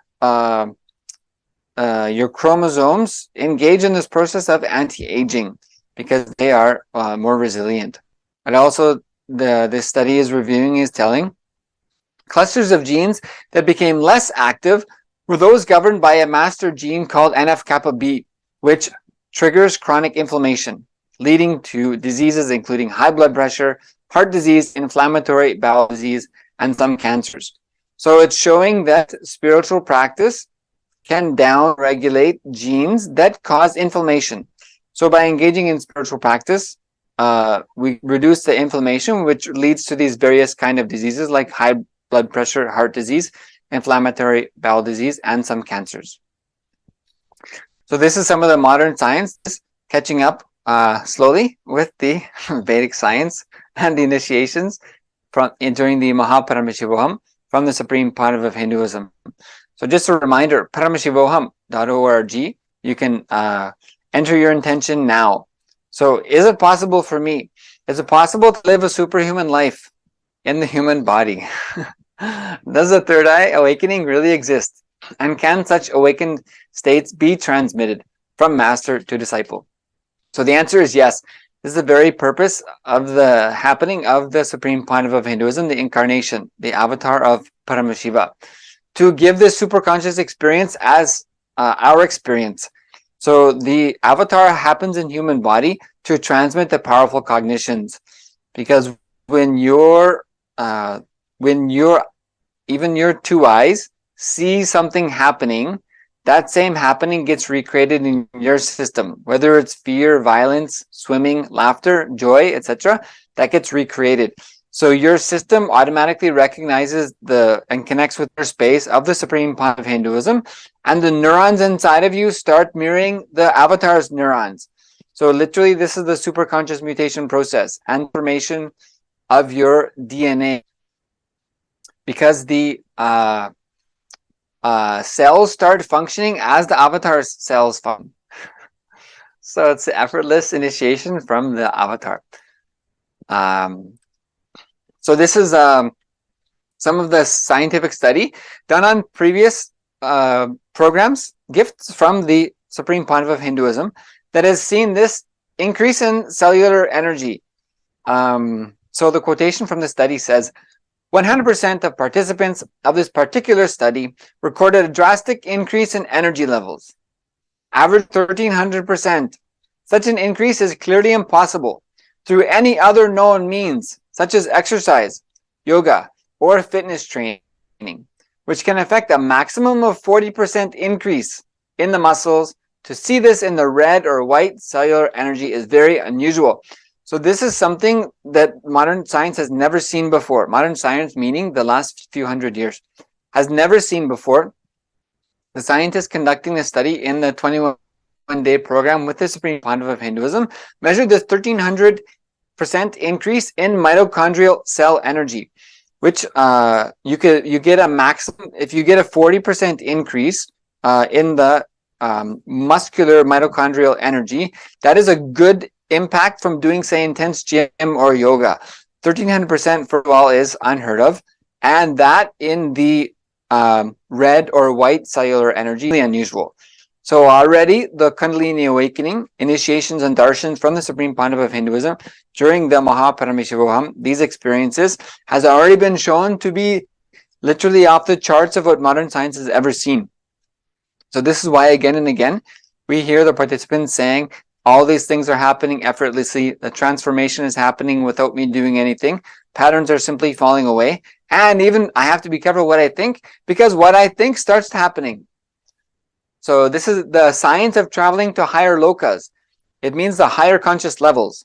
So the lower moods of fear, greed, lust, as we've been speaking about today, is one space of living and empowering those lower cognitions of yourself.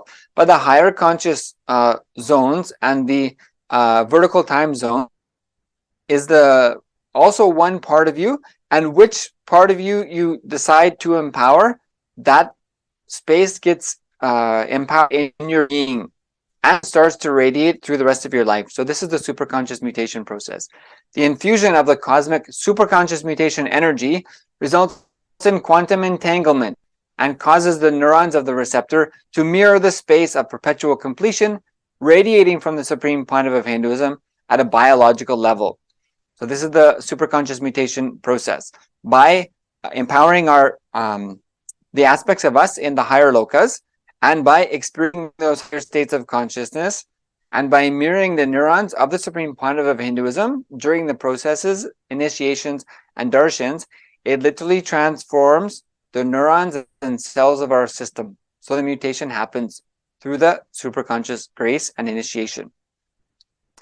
So let us hear more personalized experience of how this transformation process happens, and what is the experience of liberation of fear and greed, and various other aspects that happen during the Paramashivam. Just a reminder, paramashivam.org is the simple link to enter your intention. And you can go to actually ecitizen.kailasa.org, and you can register to be an e-citizen of Kailasa, Kailasa, the First Nation for all Hindus, reviving the enlightenment science for the entire humanity. So paramashivam.org and ecitizen.kailasa.org. Register your intention, whatever it is. See, the whole science Swamiji is giving is your thought and your intention becomes reality just by a decision. So Swamiji again and again is initiating and empowering us to take the actions necessary to manifest your reality. The lower moods, fear, greed, are not required. So let us hear some more first experience from participants from the Paramashivam and these beautiful giftings of Darshan initiations from the Supreme Pontiff of Hinduism, Jagat Guru Mahasannidhanam, Bhagavan Sri Nithyananda Paramashivam. I'd like to now welcome Jared Aya from Ohio in USA to share some of his experiences with the Supreme Pontiff of Hinduism and the Paramashivam. Aya, thank you so much for joining us. Welcome. And if you would just unmute yourself, please, and just give a brief introduction for everyone here. Thank you so much, Nithyanandam. Nithyananda. Thank you. So my name is Jared Fuller. I'm 24. I'm from Ohio, and I was introduced to Swamiji in 2017. So my name is Jared Fuller. I'm 24. I'm from Ohio, and I was introduced to Swamiji in 2017. So my name is Jared Fuller. I'm 24. I'm from Ohio, and I was introduced to Swamiji. I'm having a bit of a lag here. Yes, we're just... Okay. Great. We're just reviewing your introduction. So, so thank you. And yes, and so you, yes, exactly. And you had participated in not only the Paramashivam, but as you mentioned earlier, 2017 Paramashivam. Yes. Great. Okay, thank you so much. And yeah, so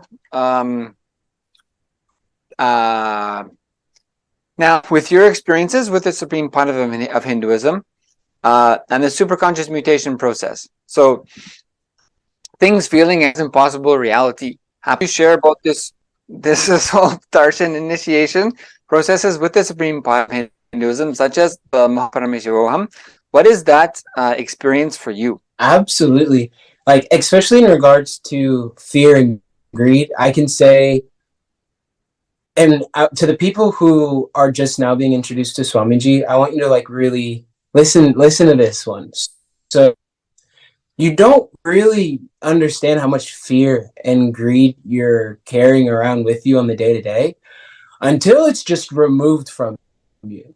You know, like Swamiji will literally just, you come and you sit for the darshans and you have the initiations. And personally for me, I had a lot of fear in regards to pain, a lot of fear in regards to like spiders and insects and things like that.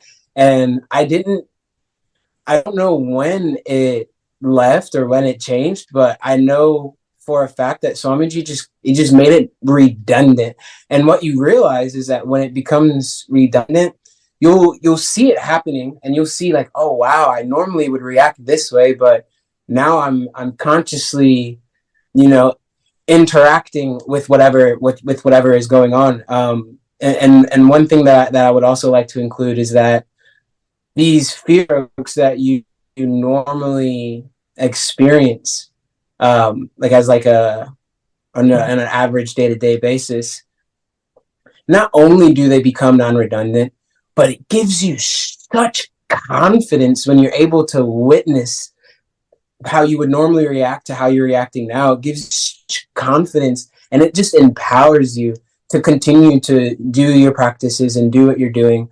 And in regard to greed too, I can say that I've experienced personally a large amount of greed in regards to my financial situation. I've felt that I've gone without, and going made me feel as if I needed more. I needed more finances. I did more of this. In going through these initiations and these darshans and these processes with Swamiji has literally just completely switched that to, now I'm desiring freedom. Now I'm desiring time. Now I'm desiring the ability to wake up in Brahma Muhurta, do my yoga, my puja, be there for satsang and darshan and do all these things, instead of having the ability to have more money or more finances. So that was just completely erased away from me. I used to suffer with fear in regards to like thinking of like the unknown, right? And when you have the fear of the unknown, it really you get overcome with powerlessness, and that powerlessness is just almost too much to handle. As to where on the opposite side, when you can literally see that that everything is happening is for a reason and everything is auspicious, it gives you such a strength. It gives you such a power that allows you to start understanding that, hey, whatever has happened and whatever is going to continue to happen is for the benefit of you. And you feel as if you're being supported by the very, very cosmos itself, and having that support and feeling that support and confidence and enthusiasm. Not only does it melt away the fear, not only does it melt away the greed, but it brings a tremendous amount of, of just feeling of powerfulness. And that feeling of powerfulness is what increases the confidence, and then that's what increases the enthusiasm, and it just allows you to continue upon this path that you're taking. So yeah. Great. So these are some of the patterns that you've been liberated from, as you were mentioning endlessly through the initiation process. And it's like you don't even really notice, it's like and this is why earlier I said somebody who has just been introduced to Swamiji, you don't really notice the amount of fear and the greed that you're carrying. And the reason why I say that personally is because I had no idea. Like I don't have fear. I don't have greed. And you won't really understand it until Swamiji just makes it non-redundant for you. And then that's when you really realize the baggage that you were carrying. And it makes that gratitude and appreciation so much more. Right. And as you had mentioned, the confidence that the cosmos is supporting me, Swamiji is supporting me, I can move ahead with what I want to manifest, that I don't have to be spending so much time in my fear and greed. Absolutely.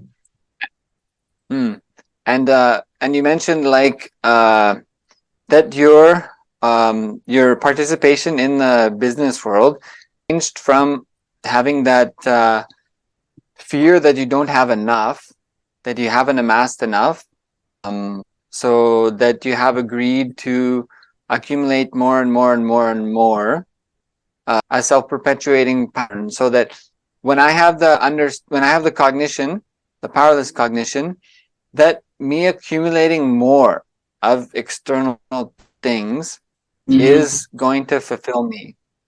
That cognition, that understanding, actually, just saying that is my understanding, that something from outside is going to fulfill me, that is actually a very dangerous thought to have. That many people are carrying, especially, I was absolutely one of them, and I mean full-fledged going towards that goal, like full-fledged going towards it. And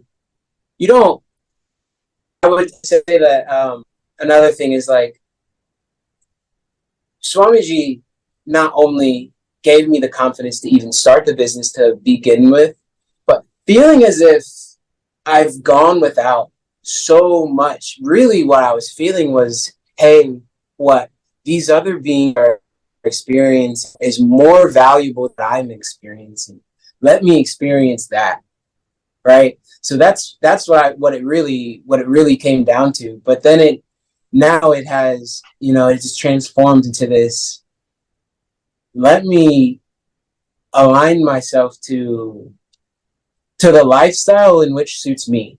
And that lifestyle is, obviously the lifestyle of Kailasa, waking up in Brahma Muhurta, being able to do the yoga, puja, kriyas, all of these things. And so that's been my driving factor ever since the beginning of the Paramashivam program. It has I haven't faulted on it. It's like the Paramashivam program has allowed these darshans, has allowed just this simple integrity to grow. and it's just continued to empower me again and again. It's just continued to empower me. So I can't thank Swamiji enough. I can't. There's no way to. But not only do I feel as a very blessed being to be able to have see and witness the transformation, also to be able to come to others and, hey, look, listen, like I've been there, and where I am now I wouldn't have expected in a million years. And I didn't do anything other than show up and have simple integrity. That's all we really did, you know. And Swamiji just does the rest, and it increases that confidence in Swamiji, in yourself. And let me tell you something. For me personally, understanding that I'm Paramashiva was very difficult. When you feel as if the very fabric of existence itself is your guru, and it's supporting you, and it's helping you, and it's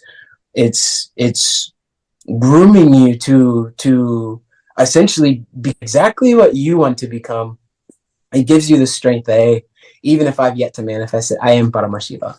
So it's a very beautiful thing.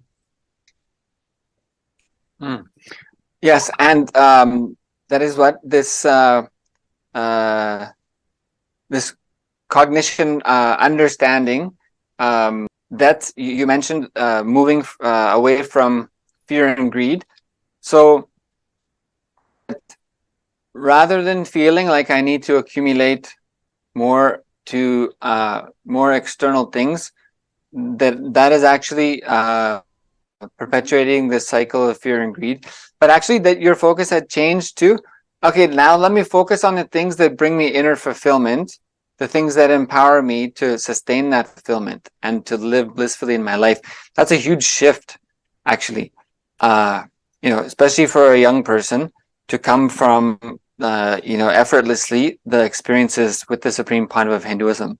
A complete shift on looking at life of, okay, all these things I see outside, actually none of them will fulfill me. Let me focus on what brings me inner fulfillment and to work for that. That is a huge transformation. It is. It's a massive transformation that required little effort by my part.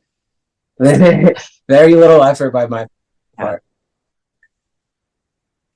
Exactly.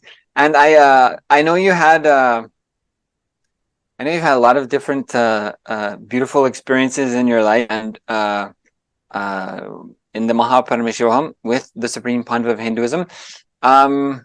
We have a couple minutes. I don't know if you want to briefly share one of your darshan experiences or anything else. I'd love to. Yeah, so actually, this experience that I had recently, so I'm sorry, as I'm thinking about it, I feel as if it's happening again. So I'm sitting for darshan, and I'm just sitting, and I'm having thought. I'm like, you know what, let me just drop from all these thoughts, and like, let me just be, and whatever happens, right? So I'm sitting, and Swamiji comes on beautifully as always, and maybe 20 or 30 seconds go by, and every cell in my being just starts rapidly reverberating. I mean, vibrating at the highest intensity that I've ever experienced in my life, to the point where I didn't even know I had this many cells, or this many. I feel as if it was cells, because I felt as if these very, very small things inside of me just vibrating, shaking. And there was a moment where it became so overwhelming that Janat and I was going to literally explode. I feel like I was literally going to just explode in all directions. And I remember I recalled, and I asked Swamiji, I said, hey, Swamiji, this is too much. Like, please lower it. Like, this is too much. And the second I asked that, the very second, it dropped down. And I settled myself and took a couple more deep breaths. And then I asked Swamiji, okay, Swamiji, I'm ready to raise it back up. it never got raised back up again. It never got raised back up again. But I tell you what, I felt as if Swamiji raised my frequency to the exact amount that the being could handle. It was almost as if I was a cup, and you know when you fill the cup up with water, and then you fill it up just a little above the rim of the cup, just a little bit above the to where it's like a tiny bit flown. That was me. I was holding more than I could handle. And it was so intense. It was such a beautiful experience. And yeah, I asked Swamiji to lower it down. And the second I did, he did. It just came right down. And I was experiencing. I was like, okay, I'm ready. And then asked for it to be raised back up, and it just stayed. And what that showed me was, hey, you know, Swamiji knows much better than me. I could have maintained it, but it was such a powerful experience that even after the experience, I feel as if anytime that I go back to recall on that experience, I feel that overwhelming sensation, and it was so much to hold.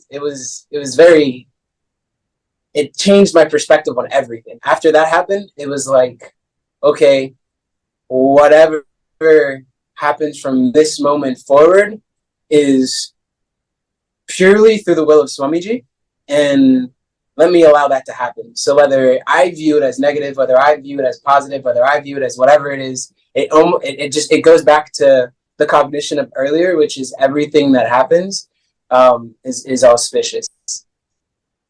Yes, exactly. Great. Thank you so much, Aya, for joining us today and for sharing experience. Thank you, Nithyananda. Nithyananda. Thank you. And with this, I'd like to welcome everyone once again to your intention into Paramashivam.org. So, with the space of powerfulness, your own declaration for what it is you want to manifest in your life, what it is you want to manifest yourself as for those in your life, and what those in your life want to manifest in their life for you being the cause of that, to have the cosmic energy infused in you and the blessings of the supreme part of Hinduism, the superconscious mutation process. The possibility, as Jared is sharing about the disillusion, the redundancy of fear and greed, and understanding, having the experience that everything that happens is auspicious, and just deciding to hold on to that powerful cognition and take the next step. So first step is entering your into Paramashivam.org. Click the register link. You can also go to the events.kailasa.org/Mahaparamashivaham/registration. So that takes you directly to the registration page. Or you can go to the short link of Paramashivam.org and click register. So take that first step.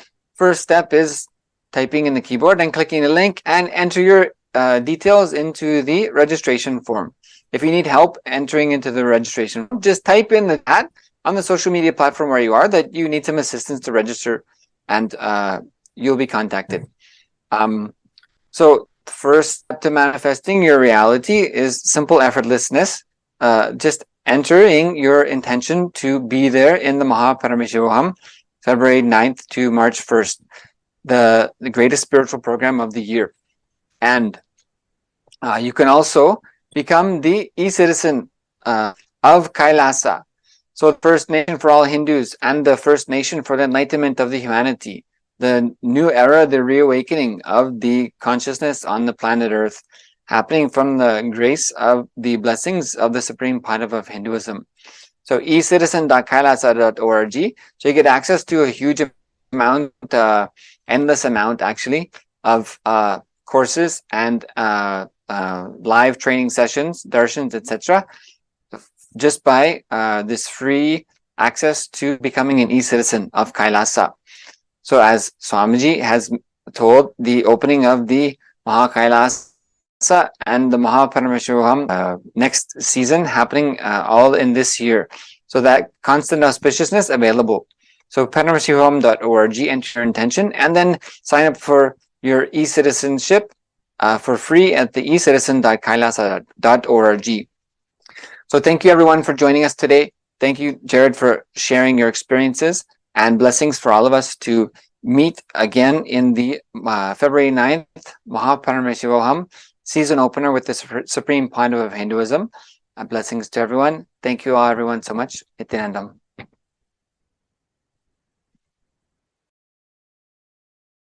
A more intelligently connected world leads to a brighter future. An enlightened humanity leads to a better world. During the Paramashivam program, we help people to discover their superhuman possibilities and help them to find and achieve the true purpose of their birth by giving them the techniques, practices, and methodologies from the Vedagamas, the original source scriptures of Hinduism. The Supreme Pontiff of Hinduism is reviving the ancient original Vedas and Agamas in all its glory, in a user-friendly way for the modern mind. The Supreme Pontiff of Hinduism is transforming human beings into divine beings, reviving, initiating, and replicating the 463 powers from the Agamas revealed by Paramashiva. Is not just giving solutions for every problem man faces, but is making them irrelevant to their lives by transforming human beings into divine beings. Listen. Any argument presented by your mind, body, your present reality to establish you are not Paramashiva. You are not omniscient, omnipotent, omnipresent. Anything presented to prove you are not Paramashiva is illegitimate. Decide this. This is super determinism. Understand? Anything you declare as illegitimate will lose power over you, will die in few days, few minutes, maybe in few weeks, whatever few days it takes. It will. Understand, this is the method for sudden enlightenment. This is the method for sudden enlightenment. It happens by the Shaktipada. Here Paramashiva is sitting to tell you all, you are Paramashiva, you are me, with Shaktipada and Shaktinipada. The Dvitiya Vijnasa Krama is an extensive and thorough yoga sequence to prepare your body to receive the experience being given by the Supreme Pontiff of Hinduism. Through the yoga, which is aligned as per the source scriptures laid down by Paramashiva and the Agamas, you break all the impossibility in your body and in turn break the very cognition of impossibility. The program leads you to go beyond your human frame and limiting human ideas, which prevents you from living your highest possibility. I will reach you wherever you are, whichever corner of the world you may be. I will reach you with enlightenment. Again I tell you, I am not here to prove I am God, I am here to prove you are God. Don't wait to become divine. Register now at paramashivoham.org. Since the beginning of time and space, Bhagwan Paramashiva, the all-powerful, all-pervasive, and all-knowing ultimate superconscious existence, revealed in the Vedas and Agamas, the source scriptures of Hinduism, the truths about himself and the manifested universe and its multidimensional and simultaneously existing dimensions and worlds, also known as parallel universes or vertical time zones. Trutyadi pratyayasyaartha kalo maya samudbhavaha. The Kala Tattva, which gives rise to the knowledge of various time zones and parallel universes such as Truti and others, is originated by Ananteshwara from the impure Maya. Bhagwan Paramashiva mentions that as we experience the various higher states of consciousness, we simultaneously experience the various time zones. We get transported to the parallel universes and experience the other dimensions of our own existence, of our own personality. Listen, Subarloka is all about stable bliss, absolute health and stable bliss. Maharloka is all about the highest peak possibilities. Jana Loka is the place where you can exist in multiple bodies at a time. You experience oneness as the super reality. Tapa Loka is that last struggle you go through. Sometimes you know you are Paramashiva, sometimes you just slip off, but again you say, I am Paramashiva. That space is the Tapoloka, an absolute surrender. Whether I am remembering, I am manifesting Paramashivatva, or I am deluded, I surrender both to Paramashiva. When you take that decision, you are lifted to Brahmaloka. You move to the Brahmaloka. The deep surrender lifts you to Brahmaloka. Then from there, you move to Parandama, Vaikunta, and Kailasa, then Mahakailasa itself.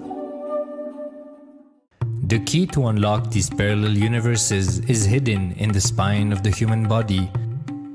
Human beings, only human beings on this planet Earth are empowered, hardwired, capable of migrating to parallel universe. Understand? Your spine is not only hardwired, capable of fuel, charged to lift you off to different parallel universes.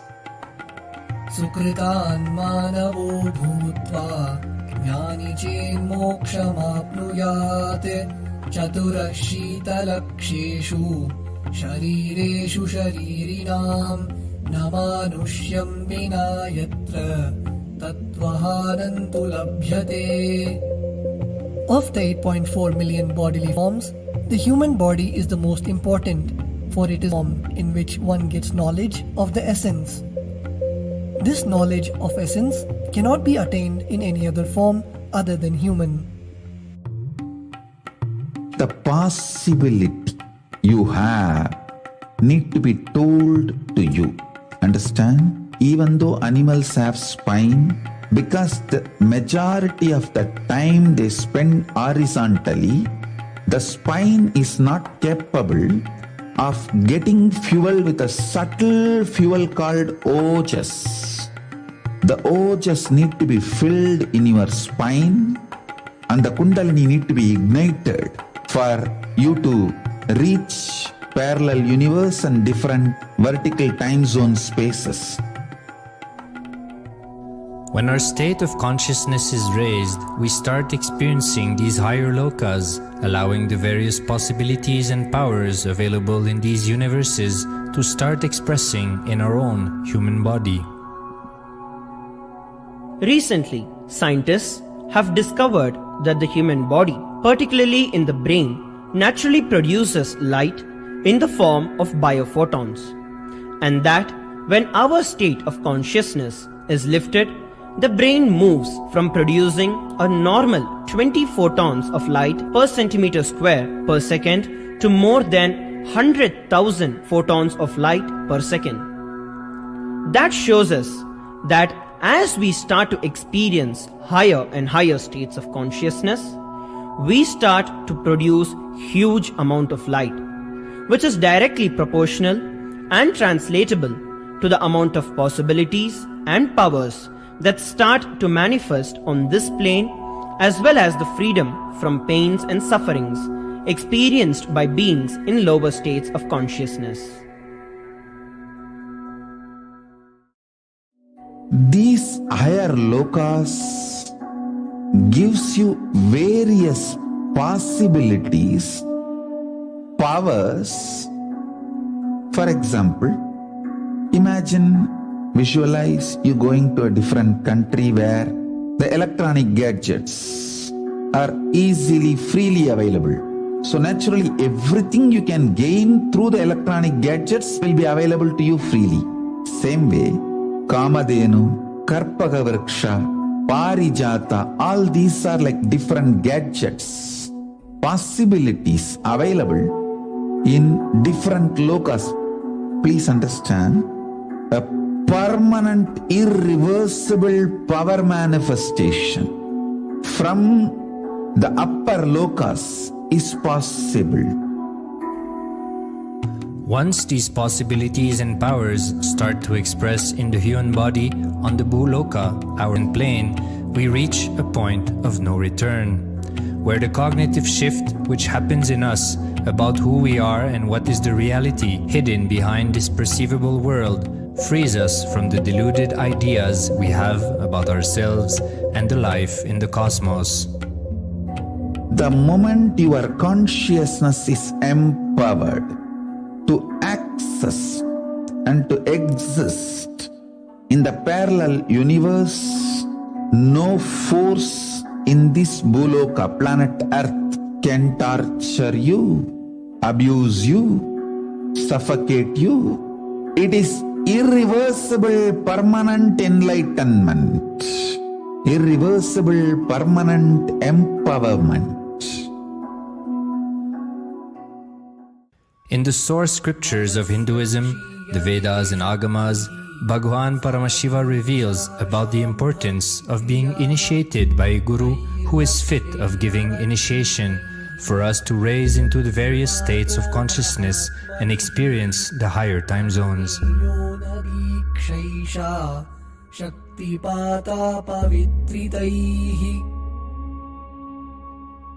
The potency of Anavamala, which veils the innate and essential nature of the soul, is set into the decaying phase by this specific activity. Such specific activity is characteristically called Diksha. The intimate communion between the Blessed One and the Blessing One is very rare and difficult to occur. The Supreme Pontiff of Hinduism, Jagat Guru Mahasannidhanam, His Divine Holiness Bhagwan Nithyananda Paramashivam, is the 1008th incarnation of Paramashiva as per Hinduism, living amidst us today. Starting out at a young age and enduring years of intense penance, he persevered with the single-pointed vision of experiencing the ultimate oneness with Paramashiva, known as Paramadvaita. He traversed the length and breadth of India, initiated by his gurus into yoga, tantra, and other is. After having many profound, he finally received the ultimate experience of Paramashivoham, I am Paramashiva, from his guru Arunagiri Yogeshwara, an incarnation of Paramashiva himself in the holy town of Tiruvannamalai in South India.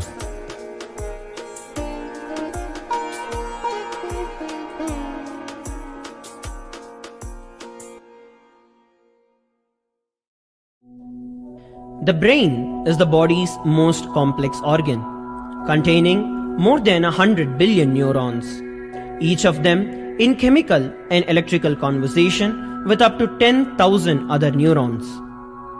Its sheer capacity to process the various happenings of life is astonishing. The scientific studies on the Supreme Pontiff of Hinduism's brain remarkably shows that the complexity presents no difficulty for the Supreme Pontiff of Hinduism in managing his brain's activity. The Supreme Pontiff of Hinduism's capacity to control his brain is very fluid. He can easily shift his brain function and alter his brain waves, allowing the travel into various time zones possible and effortless. The results from the scientific studies conducted on the Supreme Pontiff of Hinduism show that the human body and brain is able to choose to alter the body and to travel to other dimensions at will.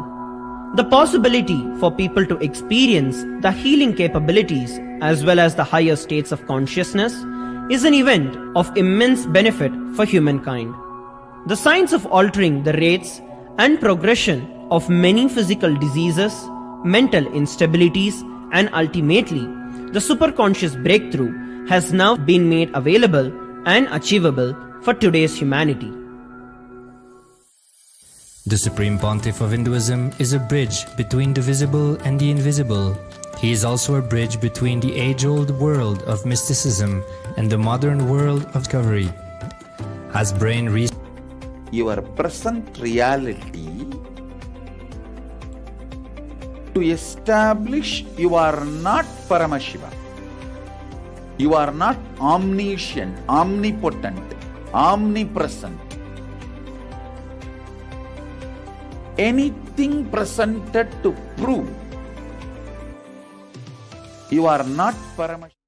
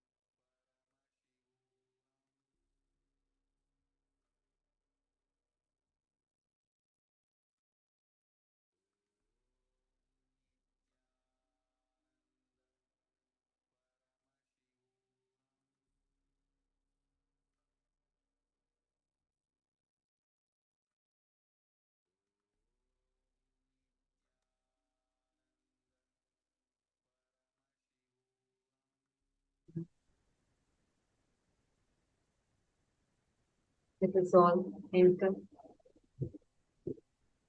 to the most awaited part of our day, which is the Darshan. We also welcome all the viewers that have joined us now from Facebook, YouTube, and other social media platforms, and all the program participants for participating in this preparatory program for Paramashivam. Now all of you are intensely doing the visualization process in the program. Just hold on to that. Now, in a few minutes, we are going to be entering into the Samadhi Darshan of the Saptatandava Murthis of Paramashivam. We are going to be having Sandhya and Nritta Murthy Darshan. Now, we are going to be chanting the Dhyana Shloka of Bhagavan Sandhya and Nritta Murthy during the Darshan. Please sit with your head, neck and spine straight line as much as possible, and just be there. Enjoy the darshan and do not get distracted with anything else. Darshan is the most powerful and intense happening. Just be there. Now let's start. Let's enter into the darshan preparation, the chanting of Bhava.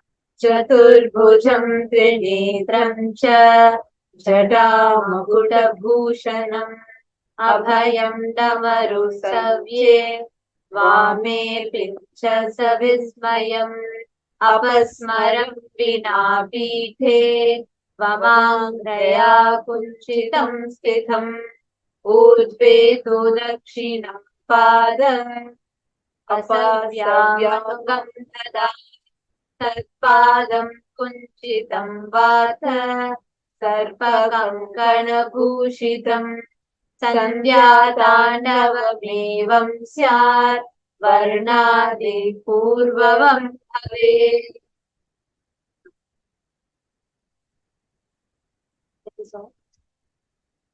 Meditate on this form of Sandhya Nitya Sandhya Tandava Murthy. The meaning of the Dhyana Shloka goes as: I meditate on the form of Sandhya Nritta Murthy, who has 4 hands and 3 eyes and is adorned with the crown of jatas.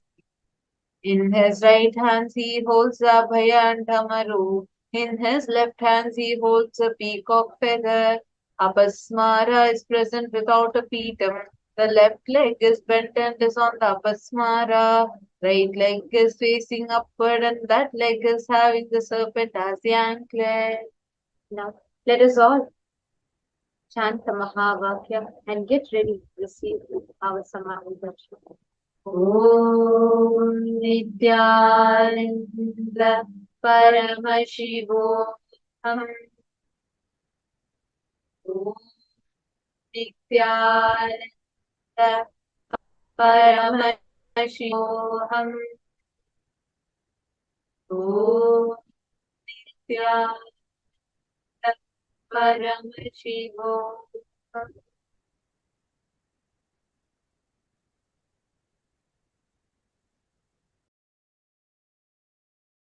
Connecting with the divine with your eyes closed is meditation.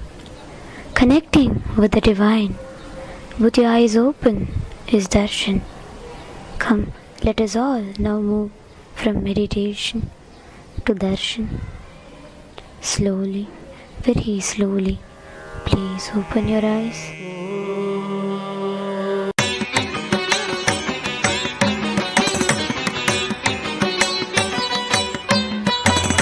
மன்னாதி பூதமோடு விண்ணாதி அண்டம் நீ மறை நான்கின் அடிமுடியும் நீ மரியும் நீ ரவியும் நீ புனலும் நீ அனலும் நீ மண்டலம் இரண்டேழும் நீ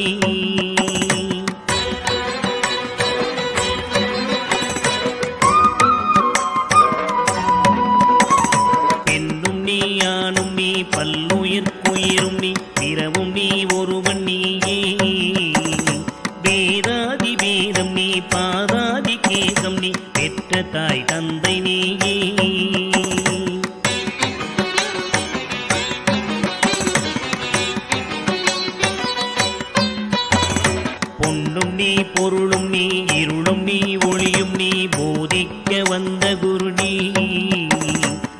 பொருளொடாக்கிரகங்கள் ஒன்பதும் நீ, இந்த புவனங்கள் பெற்றவனும் நீ.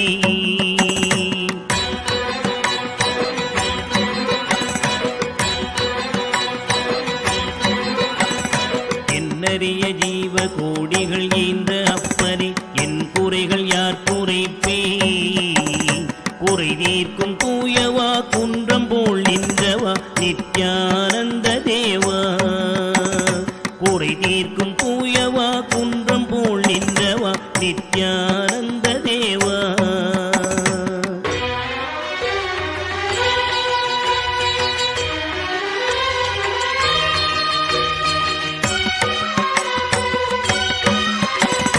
மானாட மழுவாட மதியாட புனலாட மங்கை சிவகாமியாட, மானாட நூலாட மறையாட திரையாட மறை தந்த பிரம்மனாட.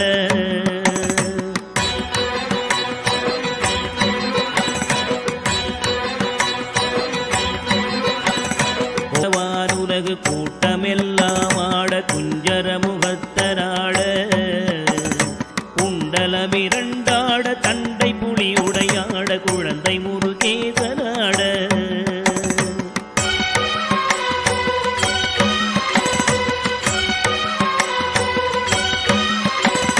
ஞான சம்பந்தரோடு இந்திரர் 18 முனியாட பாலகராட, நரை தும்பையருமாட நந்தி வாகனமாட நாட்டிய பெண்களாட.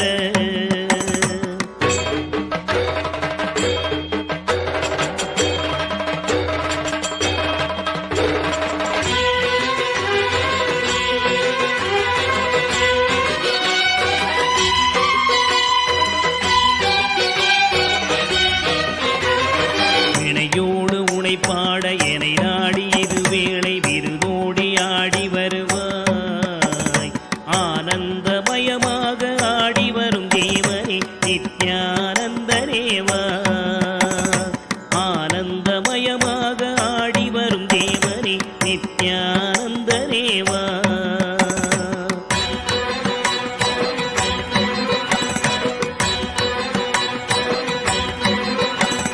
கடலென்னை என்ற ஒரு கொண்டு கனவென்ற வாழ்வி, காத்தென்ற மூவாசை மாறுதச் சுழலிலே கட்டுண்டு நித்தம் நித்தம்.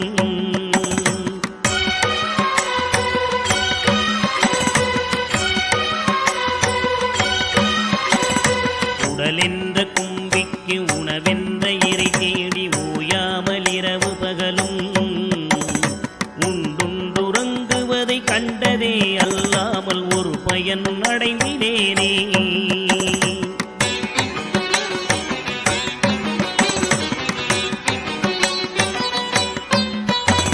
தடமென்ற விடிகரையில் பந்த பாசங்களெனும் தாபர பின்னலிட்டு, தாயென்று தேயென்று நீ என்று நான் என்று தமிழேனையும் வண்ணமா.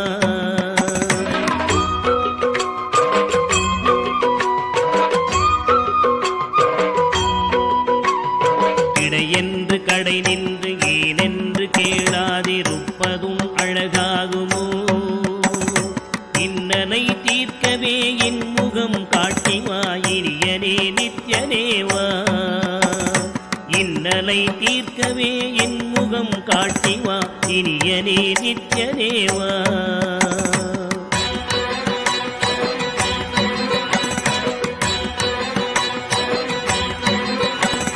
பம்பு சூனியமல்ல வைப்பல்ல மாரணம் தம்பனம் வசியமல்ல, பாதாள வஞ்சனம் பரகாய பிரவேசம் அதுவல்ல ஜாலமல்ல.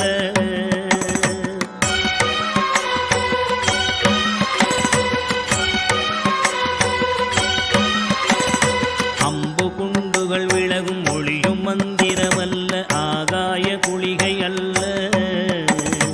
அன்போடு செய்கின்ற வாதமோடிகள் அல்ல, அரிய மோகனம் அல்ல.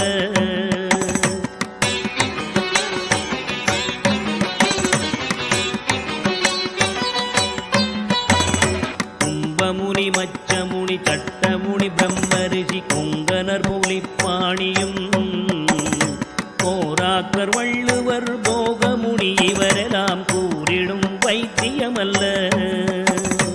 என்பனது உன்னடி விட்டு நீங்காது நிலை நிற்கவே புகழ வருவாய். என் மனதில் நீங்காது நின்றிடும் நேசரே நித்யானந்தரேவா. என் மனதில் நீங்காது நின்றிடும் நேசரே நித்யானந்தரேவா.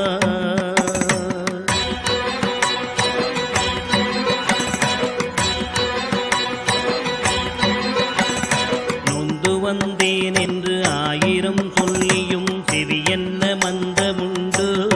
பரறி அறியாத பிள்ளையை பெற்ற பின்னோக்காத தந்தையுண்டோ.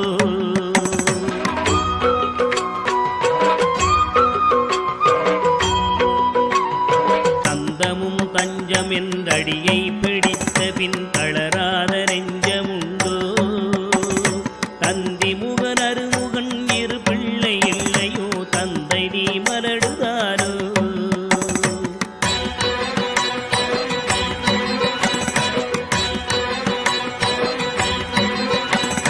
விந்தையும் ஜாலமும் உன்னிடம் இருக்குதே வினையொன்றும் அருகிலேனே.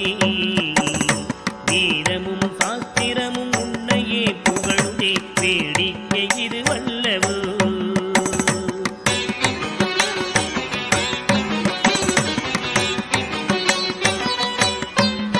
இந்த உலகீரேழுமே அளித்தாய் இனிமே நான் உன்னை விடுவதில்லை. எப்பிறவி எடுத்தாலும் உன் பதம் வேண்டுமே நித்யானந்த குருவே. எப்பிறவி எடுத்தாலும் உன் பதம் வேண்டுமே நித்யானந்த குருவே.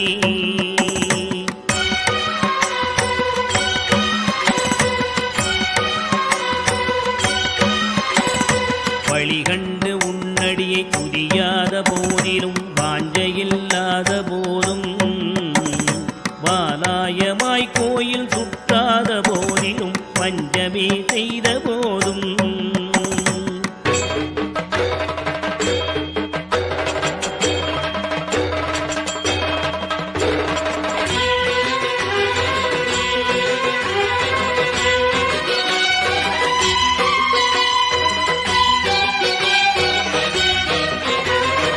ஒளியகனை மொகனை இல்லாமலே பாடினும் மூர்க்கனே முகடான். மோசமே செய்யினும் தேசமே கவரினும் முழுகாமியே ஆகினும்.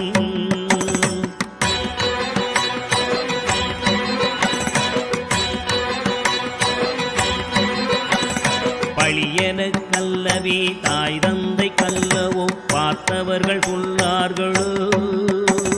பாரறிய மனைவிக்கு பாதி உடைந்தனி பாலகனை காக்கோனாதோ.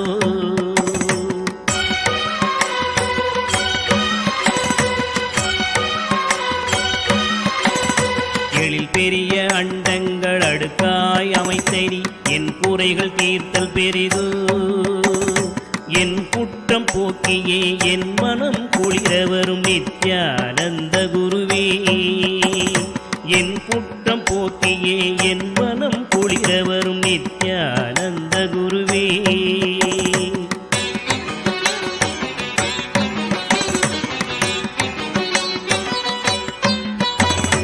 அன்னை தந்த கைகள் என்னை ஈன்றதற்கழுவேனோ அறிவிலாதற்கழுவேனோ.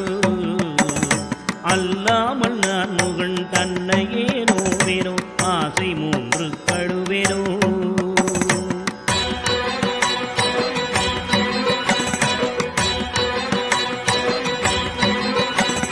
முன்பிறப்பென்ன வினை செய்தேன் என்றழுவேனோ மூட அறிவு கழுவேனோ. முள்ளிலன் வினை வந்து மூழும் என்றழுவேனோ முக்தி வரும் என்றுணர்வனோ.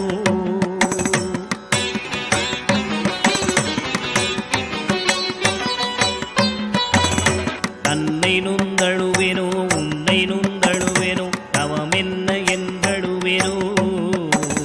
தையலார் கழுவேனோ மெய் வளர்க்க அழுவேனோ தரித்திர திசை கழுவேனோ.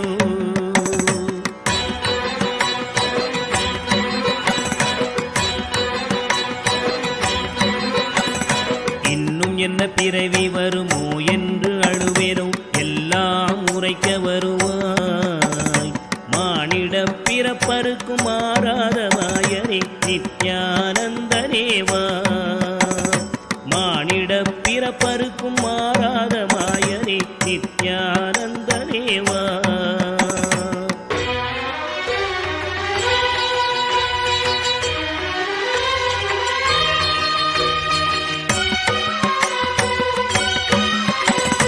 தாயாமுன் மரமீது பூ பிஞ்சறுத்தனோ கண்ணியர்கள் பழி கொண்டேனோ.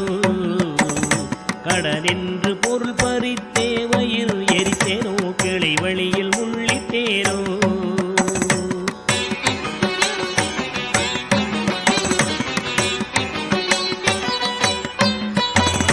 தாயாருடன் பிறவிக்கென்ன வினை செய்தேனோ தந்த பொருள் இல்லை என்றேனோ. நான் என்று கருவித்து கொலை களவு செய்தேனோ தவசிகளை ஏசினேனோ.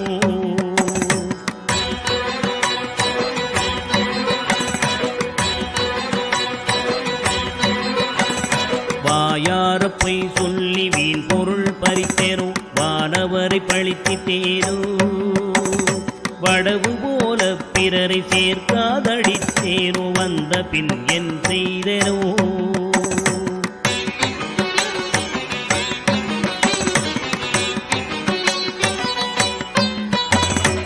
ஈயாதலோவி என்றே பெயர் எடுத்தேனோ எல்லாம் பொறுத்தருள்வாய். பொறுமையின் சீலனே இன்முகநேயனே நித்யானந்தனேவா. பொறுமையின் சீலனே இன்முகநேயனே நித்யானந்தனேவா.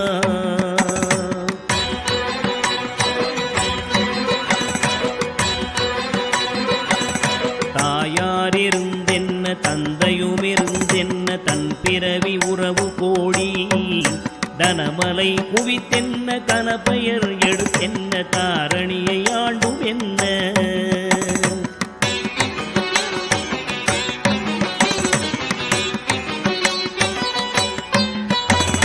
சேயர்கள் இருந்தென்ன குருவாயிருந்தென்ன சீடர்கள் இருந்தும் என்ன.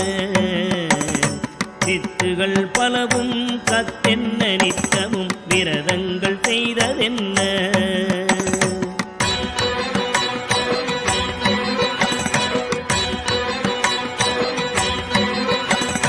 நதிகளெல்லாம் ஓயாது மூழ்கினும் என்ன பலன் யமன் ஓலையை தடுக்குமோ.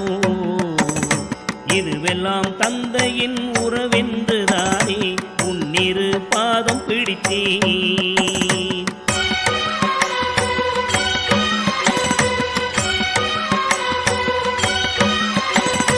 யார் மீது உன் மனம் இருந்தாலும் உன் கடை கண் பார்வை அது போதுமே. உன் கடை கண் பார்வை என் மீது நின்றிட அருள்கின்ற நித்யனேவா. உன் கடை கண் பார்வை என் மீது நின்றிட அருள்கின்ற நித்யனேவா.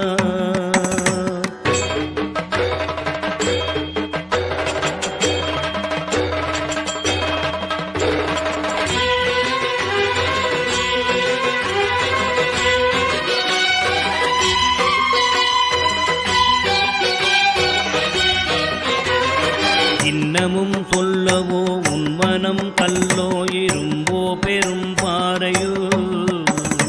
இரு செவியும் மந்தமோ கேளாது அந்தமோ இது உனக்கு அழகுதானோ.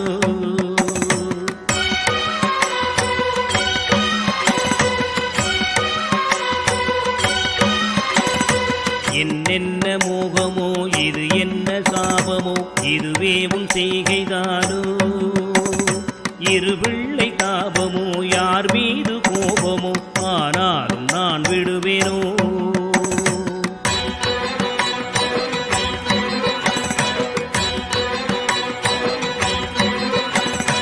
உனை விட்டு எங்கு சென்றாலும் விடலாவேனோ உனையடுத்தும் கெடுவேனோ. இது உன் குற்றம் என் குற்றம் ஒன்றுமில்லை உற்றுப்பார் பெற்றவையா.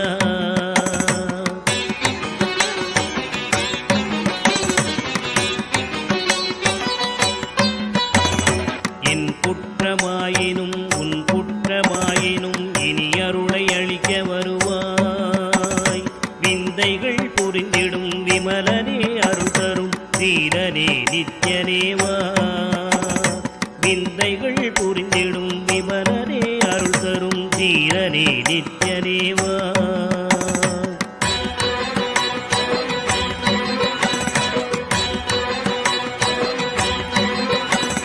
சனிராகு கேது புதன் சுக்கிரன் செவ்வாய் குரு சந்திரன் சூரியன் சற்றெனக்குள்ளாக்கி ராசி 12ஐயும் சமமாய் நிறுத்தியுடனே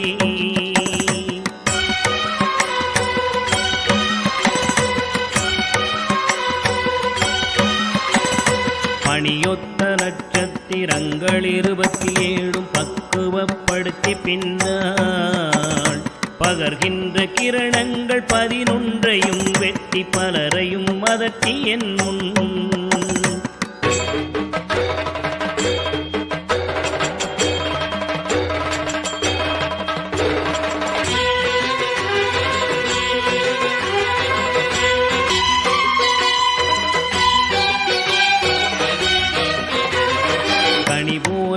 பேசி கெடு நினைவு நினைக்கின்ற கசடர்களையும் கசக்கி கர்த்தனின் தொண்டராம் தொண்டர்க்கு தொண்டரின் தொண்டர்கள் தொழும்பராக்கி